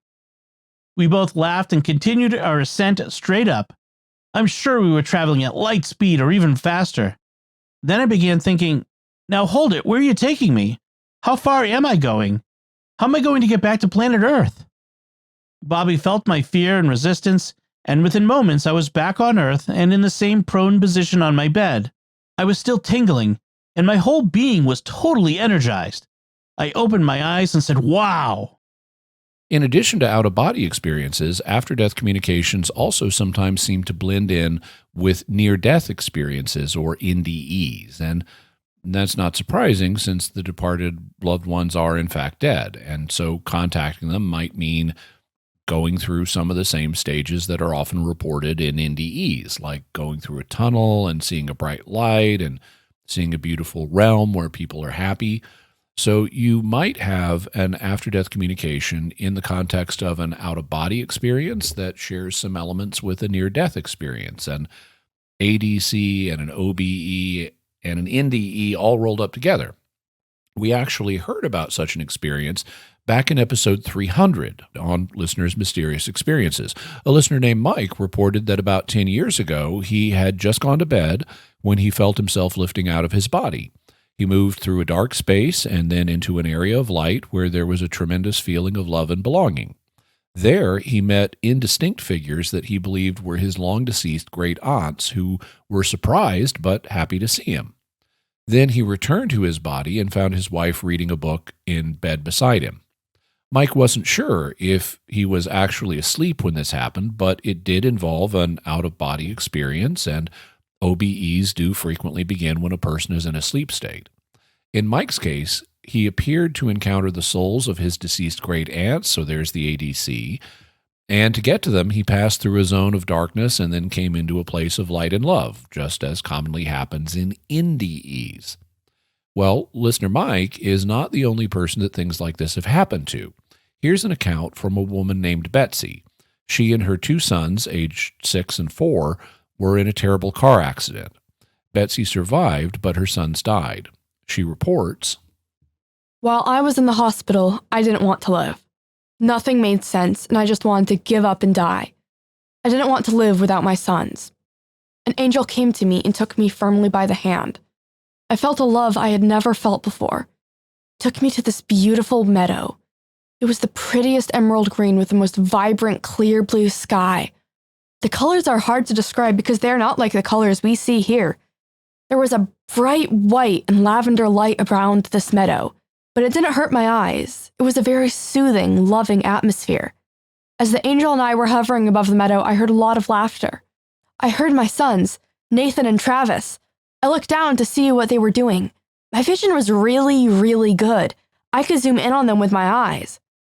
Nathan and Travis were with a bunch of other boys and girls. They were very vibrant and healthy, all happy and running and playing. There was so much beauty, so much love that it filled the air. The angel told me, "Your sons are fine, and you will see them again. Do not worry." As I went to reach out for Nathan and Travis, I was suddenly thrust back into my bed in the hospital, and that was the end of my experience.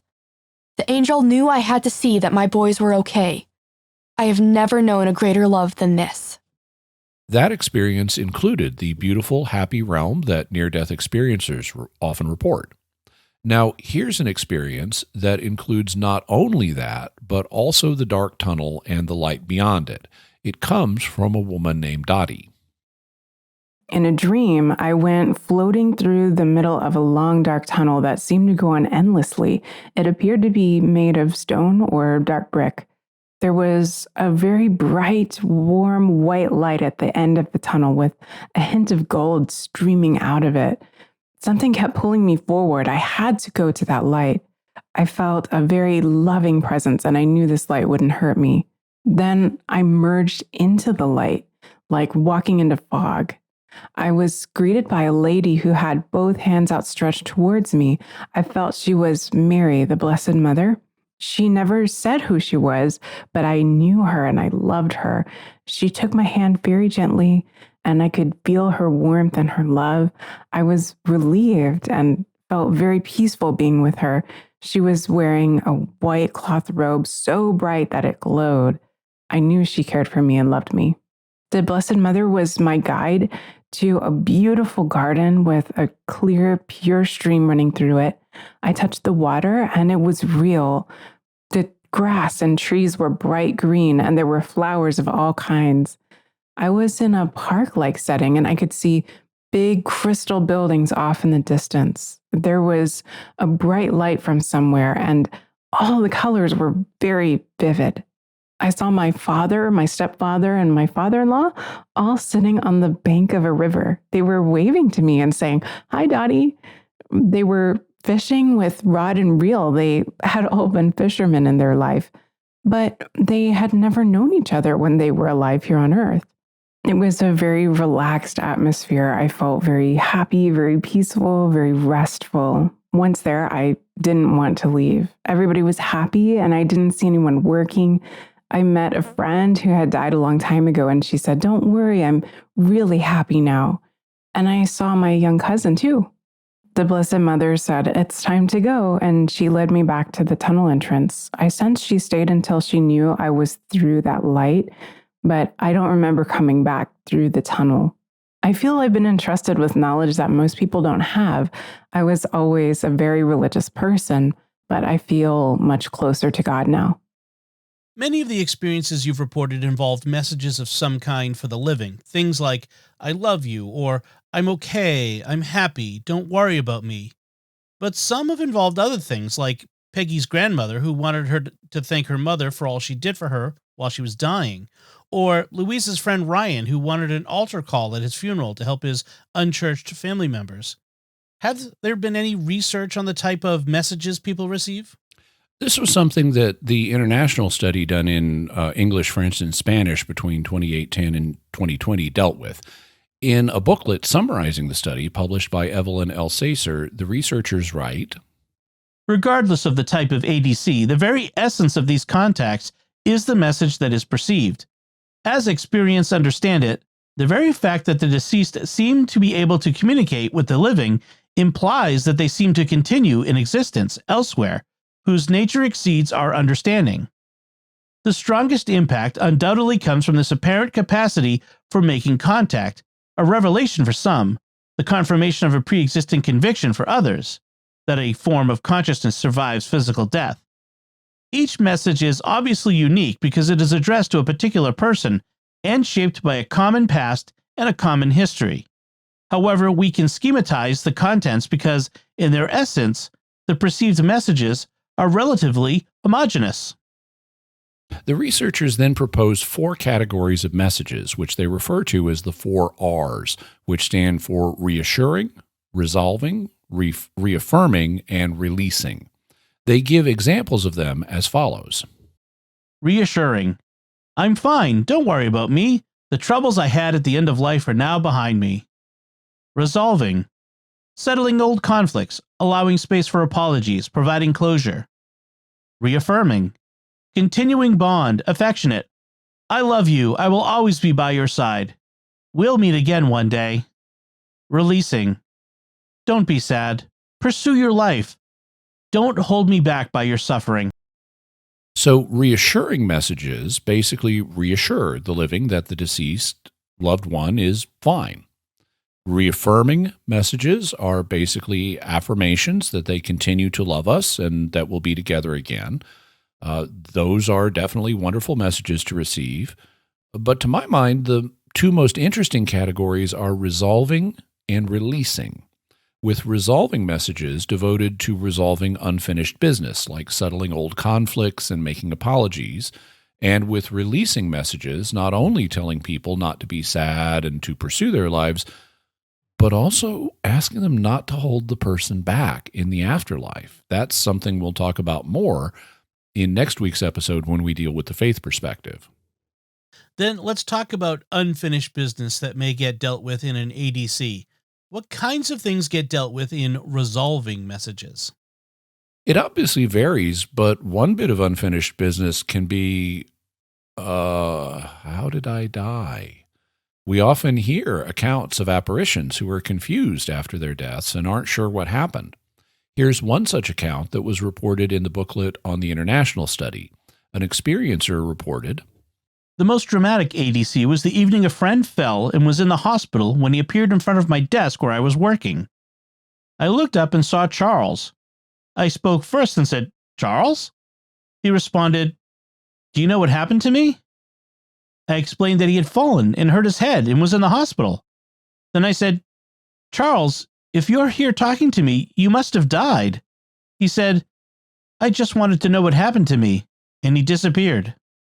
Much of the time, though, the loved one is providing information rather than asking for information, and it can take the form of a Jacob Marley-like "don't make the mistake I did" type of experience like the one Ebenezer Scrooge had.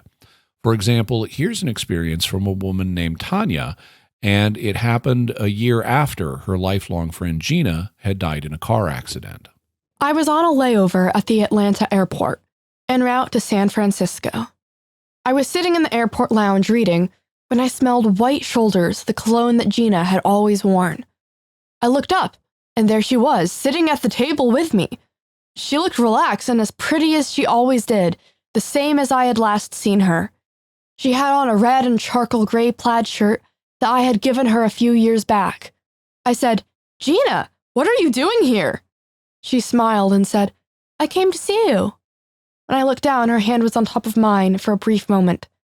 Her hand was solid and very warm. I was a little choked for a few words, and she said, "Just relax. I want you to be happy, and I want you to stop worrying and feeling so badly about my death. I'm fine. I'm not going to visit you again, so I want you to make sure you get all your affairs in order." Then in the blink of an eye, she was gone, and I sat there absolutely dumbfounded. When Gina died so suddenly, her affairs were in complete disarray. Maybe that was the lesson she wanted me to learn. Consequently, ever since, I've worked very hard to make sure my finances and my life are in order.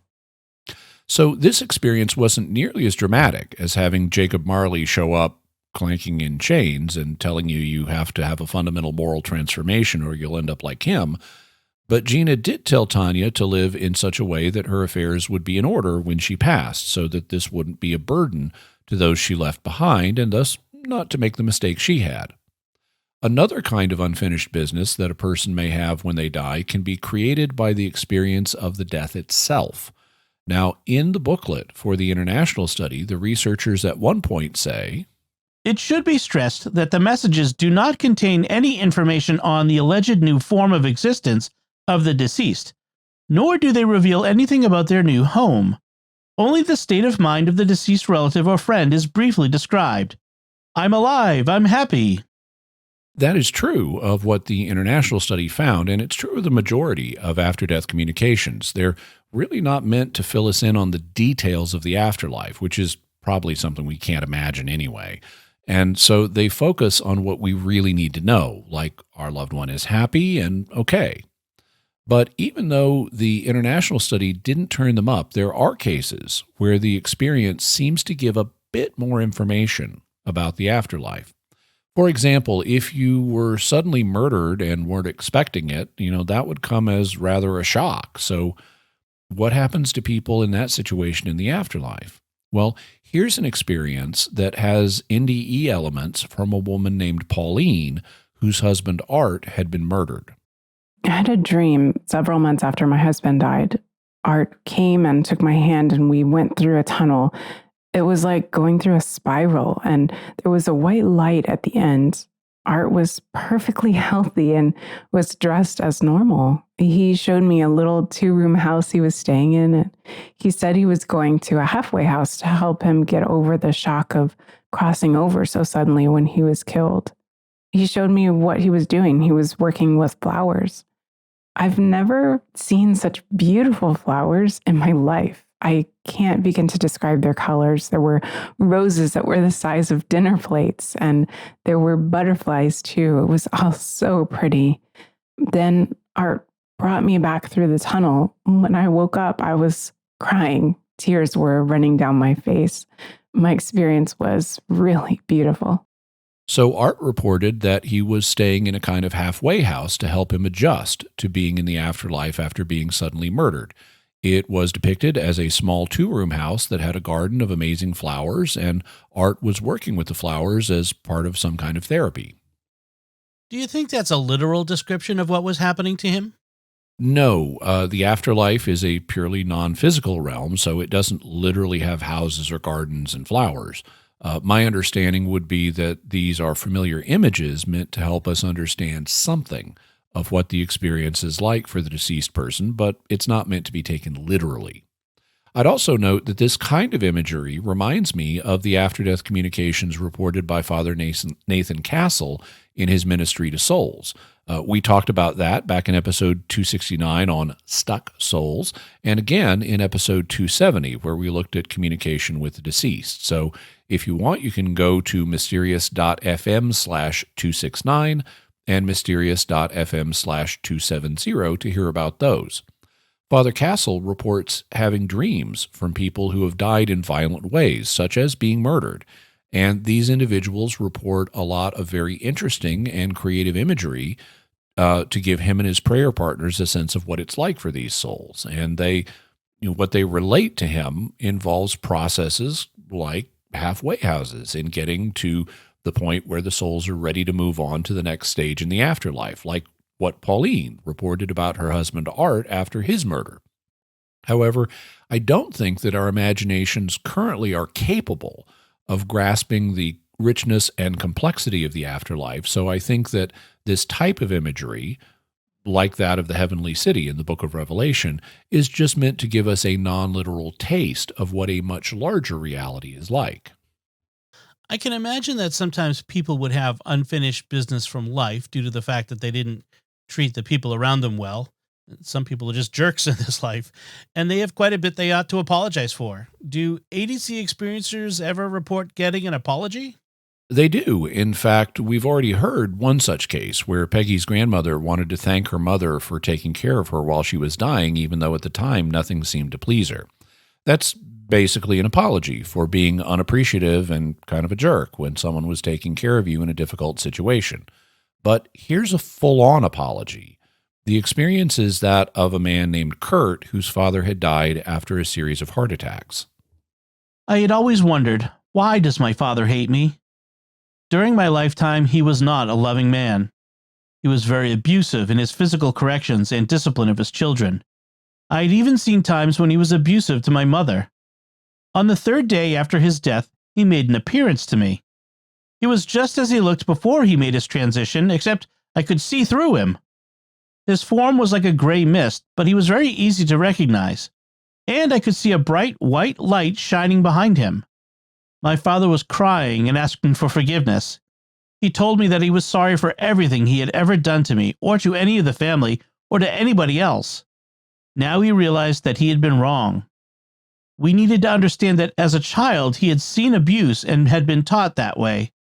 My father also said that he did love me, that he always had, but wasn't able to show it because of his upbringing. Then he was gone. Right after he left, I cried because I felt like a large weight had been lifted from my shoulders. So this was the kind of thing that Kurt really needed to hear, and it also helped shed light on why his father had acted the way he did. Some men, and this was particularly true of the generation that grew up during the Great Depression, have been taught not to be emotionally expressive. They need to be macho and can't easily say things like, I love you. And it's even worse if they themselves were abused as children, because that does tend to get passed down the generations until steps are taken to arrest it and stop the cycle. But one way or another, Kurt got the very sincere apology that he was owed, with his father crying and asking for forgiveness, which from a Catholic perspective would have been part of his purgatory. Now, here's another ADC that involved a full-on apology. This one came from a respondent to the international survey. On June 12, 2012, I was awakened around 6 a.m. in the morning. I saw someone walking on my front porch through my bedroom window. I thought, who would be here this early? I got dressed and went to the front door. I opened the door and saw a woman with her back to me on my left crying. I asked if she was okay. She turned around, and it was my grandmother from my father's side of the family. I was in shock to see her. She spoke and asked me for forgiveness and apologized for no longer talking to me after my father had passed away. I told her it was okay, and I forgave her. She walked towards me and we hugged. I felt her frail body hug me, and I hugged her back. I felt her clothes, her smell, and she thanked me as we hugged. I felt this most intense feeling of love. I started to cry. She then started to turn into this bright white light. I had to close my eyes due to it being so bright. I could see the light fading away through my eyelids. The feeling of her started to slowly leave. I opened my eyes and she was gone. I was standing there with my arms still looking like I was hugging someone. I was in shock. I went back into the house and laid on my bed, and my wife woke up. I told her what happened. My grandmother had been dead for about 7 years. So that was another touching story of forgiveness and reconciliation through an ADC. Back in episode 292 on disturbing near-death experiences, we talked about situations where people died and came back, but had negative elements in their experiences. Some were even purgatorial or hellish. And you quoted from Raymond Moody's 1975 book, Life After Life, in which he had found a link between suicide and negative NDEs.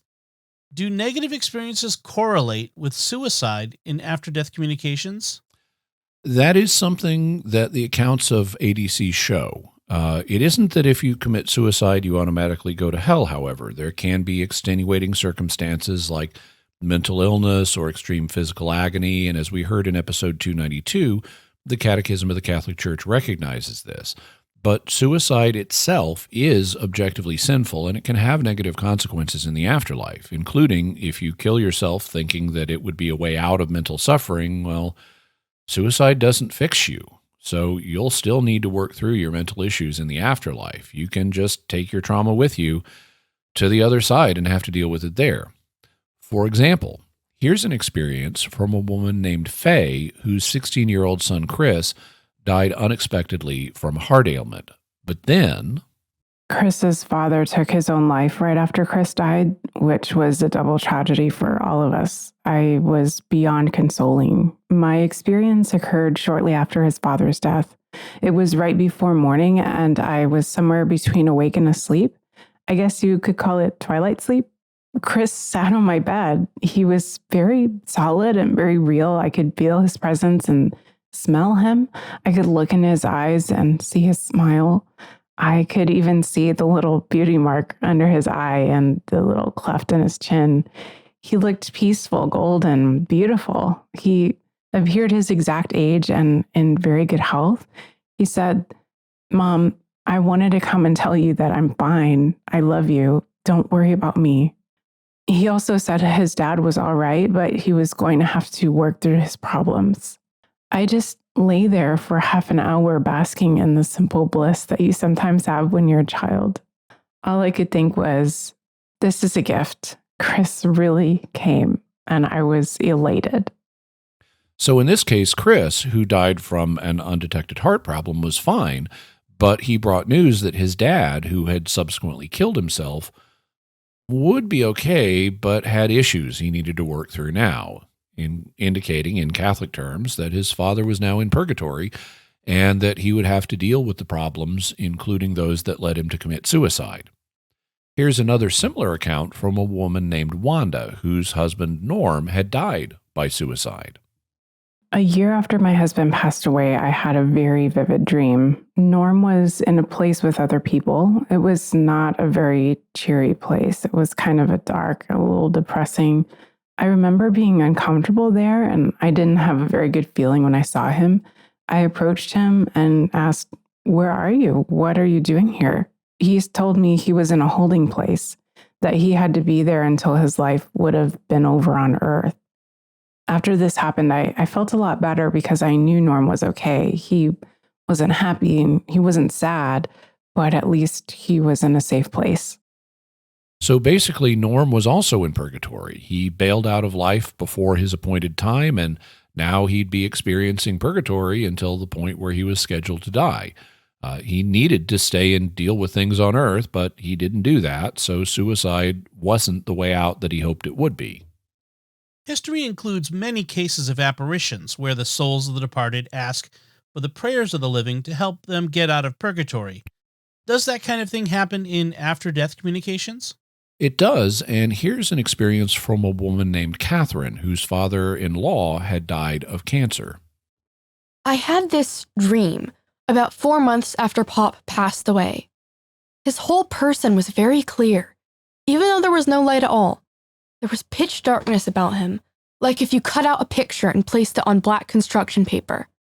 Pop was pacing back and forth in an agitated manner. He looked very distraught and very upset. He didn't even acknowledge my presence at first. He just walked with his hands behind him, looking down. Finally, I said, "What's the matter, Pop?"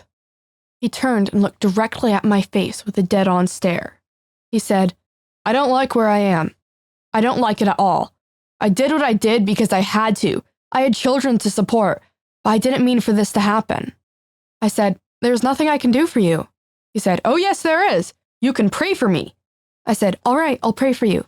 Then he said, "Tell everybody to pray for me." As he disappeared, he looked relieved and repeated, "Don't forget, tell everyone to pray for me." I woke up immediately and told my husband.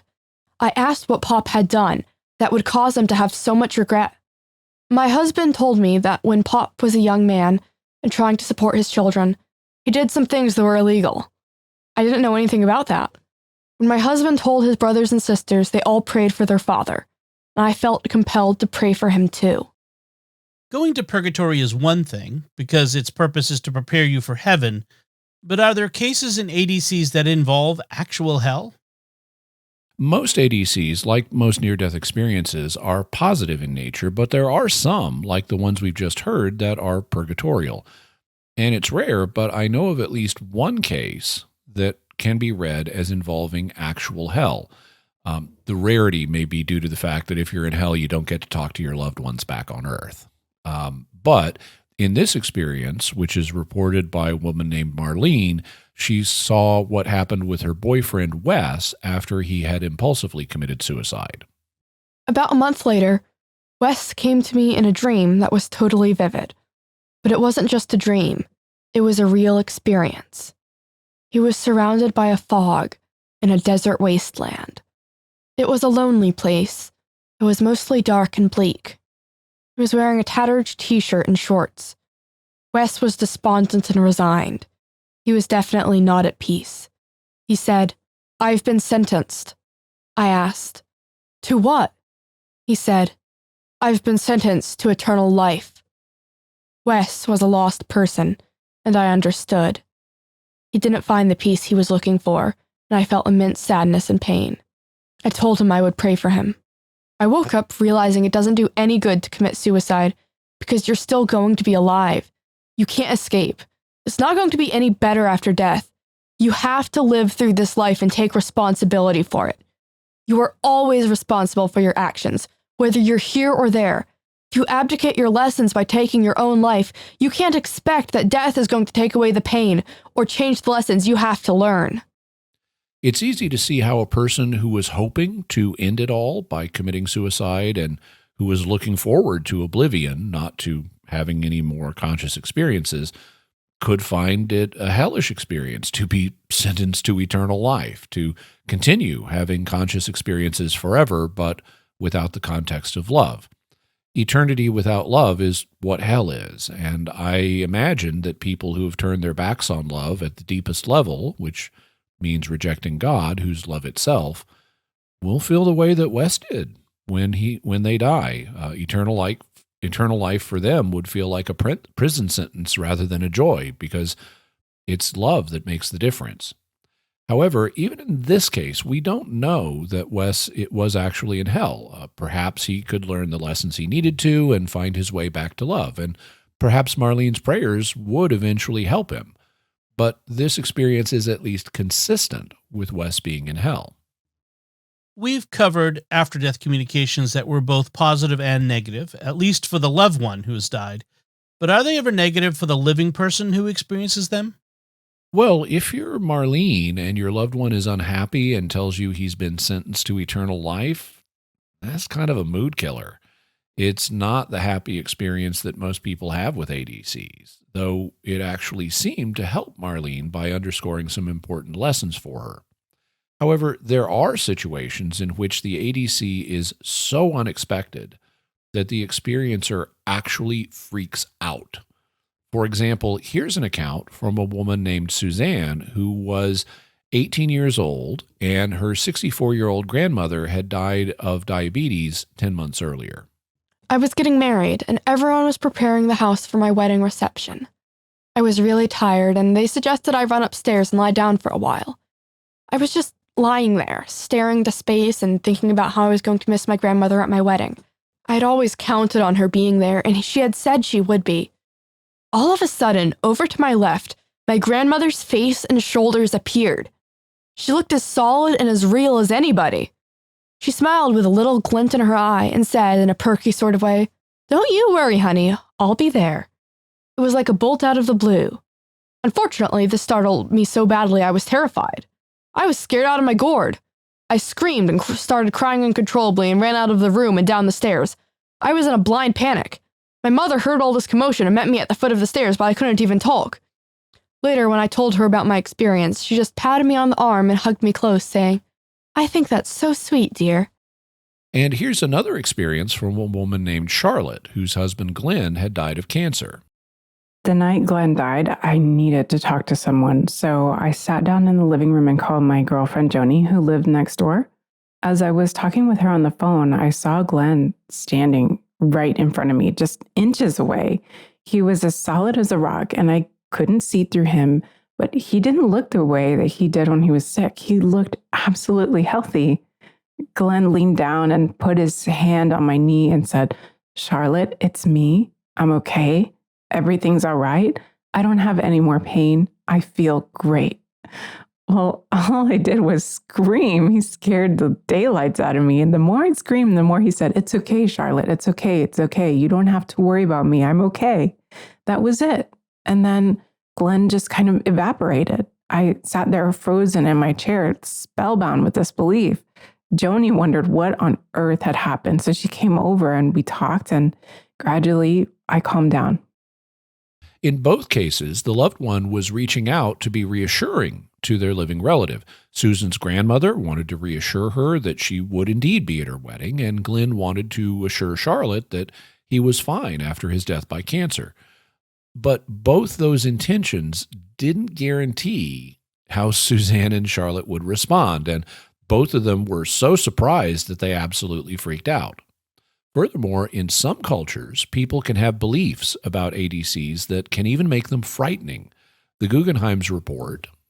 Several people we interviewed had superstitious beliefs that ruined their ADCs. For instance, a few believed if they ever saw someone who was deceased, they or another family member would die very soon. And others automatically assumed that a loved one had come back to harm them in some way. Fortunately, the majority of people we interviewed who initially had a fearful ADC went on to have positive ones in the future, after they learned more about them and overcame their anxieties.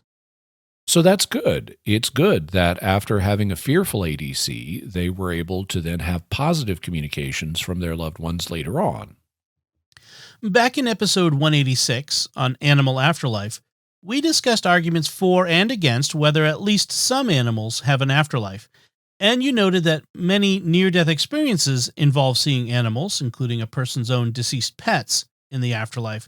Does something similar happen with after-death communications? ADCs are mostly communications between a specific loved one and a living person, and they don't often end up communicating information about third parties. But sometimes the loved one does mention other departed loved ones and what's happening with them, and I am aware of an ADC that dealt with a former pet. According to a paper written about the international study by researcher Marjorie Willicott and others, another ADC from a father-in-law also gave comforting information about a pet. The respondent said, "Yes, I believe that my father-in-law was trying to tell me that he was all right and that he had my dog, Maggie, safely with him and that she was all right." So that would be an additional data point favoring animal afterlife. The Guggenheims also report, Many people have asked us whether deceased pets ever return to visit their masters. Yes, they do. We've heard several reports of ADCs involving beloved animals, including dogs, cats, a rabbit, and even a horse. We'll gladly devote an entire chapter in our next book to this subject if we receive enough valid accounts. So that's encouraging news for pet owners. For people who have ADCs, when do they tend to occur? Is there a time limit on them? There's not a hard limit. Most occur within a year of the loved one's death, but they can occur years and even decades after the person has died. For example, here's an account from a woman named Shannon, whose grandfather had died 12 years earlier from a heart attack. My son Bradley was born prematurely. He had a lot of medical problems due to his early birth. The doctors were sure he wasn't going to make it. I was in the hospital chapel praying out loud to the Lord. I need help. I don't want my son to die. Then I felt my deceased grandfather's hand on my right shoulder and smelled his pipe tobacco. It was definitely like he was sitting next to me. Grandpa Mac had a special blend he made himself, which had a sweet hickory smell. I had never smelled it other than at his house. This gave me a calm, peaceful feeling, and I knew that my grandfather wasn't going to let anything happen to Bradley. After about 45 minutes, something told me to go upstairs to see my son. I said, "Thank you, Grandpa," and the smell of his tobacco disappeared. The doctor said, "We can't believe this. Your baby has made a complete turnaround. His vital signs are stable and his blood pressure is good." I just broke down and cried. I knew Grandpa Mac had protected him. Bradley had a miraculous recovery. Though he's hearing impaired, he is a very vivacious 5-year-old. He's very curious, very bright, and very articulate when he signs with his hands. He had never seen a picture of my grandfather, but when I showed him one a couple years ago, he immediately signed, "Grandpa Mac." I don't know how that kid knew, but he did. So maybe Grandpa Mac had appeared to Bradley also. Now, here's an account that occurred 33 years after the loved one had died. It was reported by a woman named Marion, whose father had died of an aneurysm. I was in bed reading one evening. All of a sudden, I heard my father's voice say very urgently, "Get out of that bed, get out of that bed." I jumped right up and stood there quivering. I walked into the family room and sat down, wondering what was the matter. I hadn't been there 3 minutes when I heard a horrible cracking sound. My whole house shuddered and things were rattling in cupboards and falling off shelves. I went outside and saw that a heavy limb from my neighbor's tree had fallen on my roof. There had been no wind or storm. It was a fair night. Then I went back into the house and to my bedroom. There, I saw 3 enormous holes in the ceiling and a large branch projecting over my bed.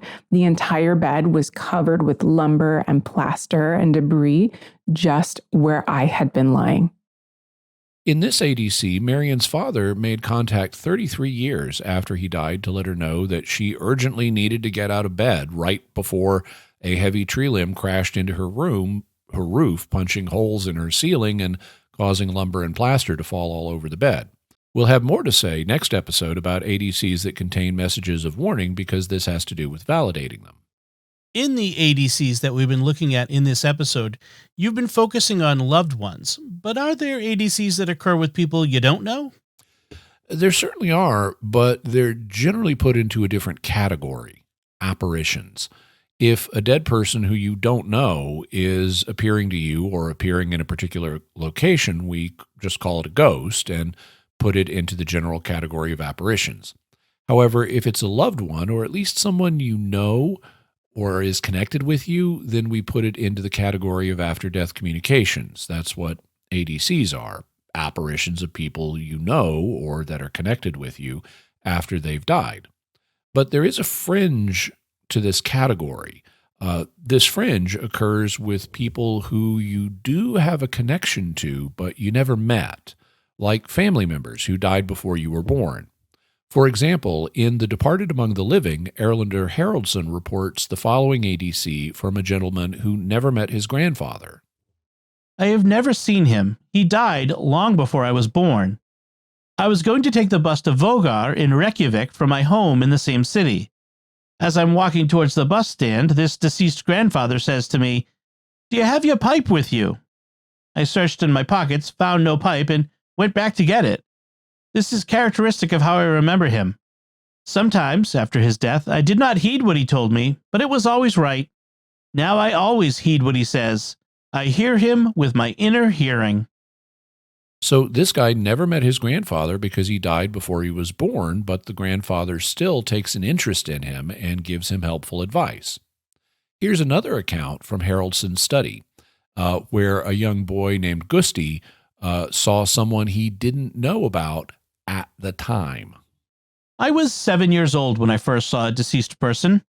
It was in the countryside, and everybody was in the main room. My father was reading to us, not religious texts, but stories. He read to the people in the evening, as was common in those days before we had radio. He needed a match to light his pipe. He was sitting in the doorway between the main room and my parents' bedroom, and further in was a room they called the lounge. That is where the matches were, on a table. He sent me in to fetch the matches. I was a little scared of the dark. This was during the winter. Everything was dark. And there was only one light in the main room over the book my father was reading. But a small light shone into the room from this light when the door was opened.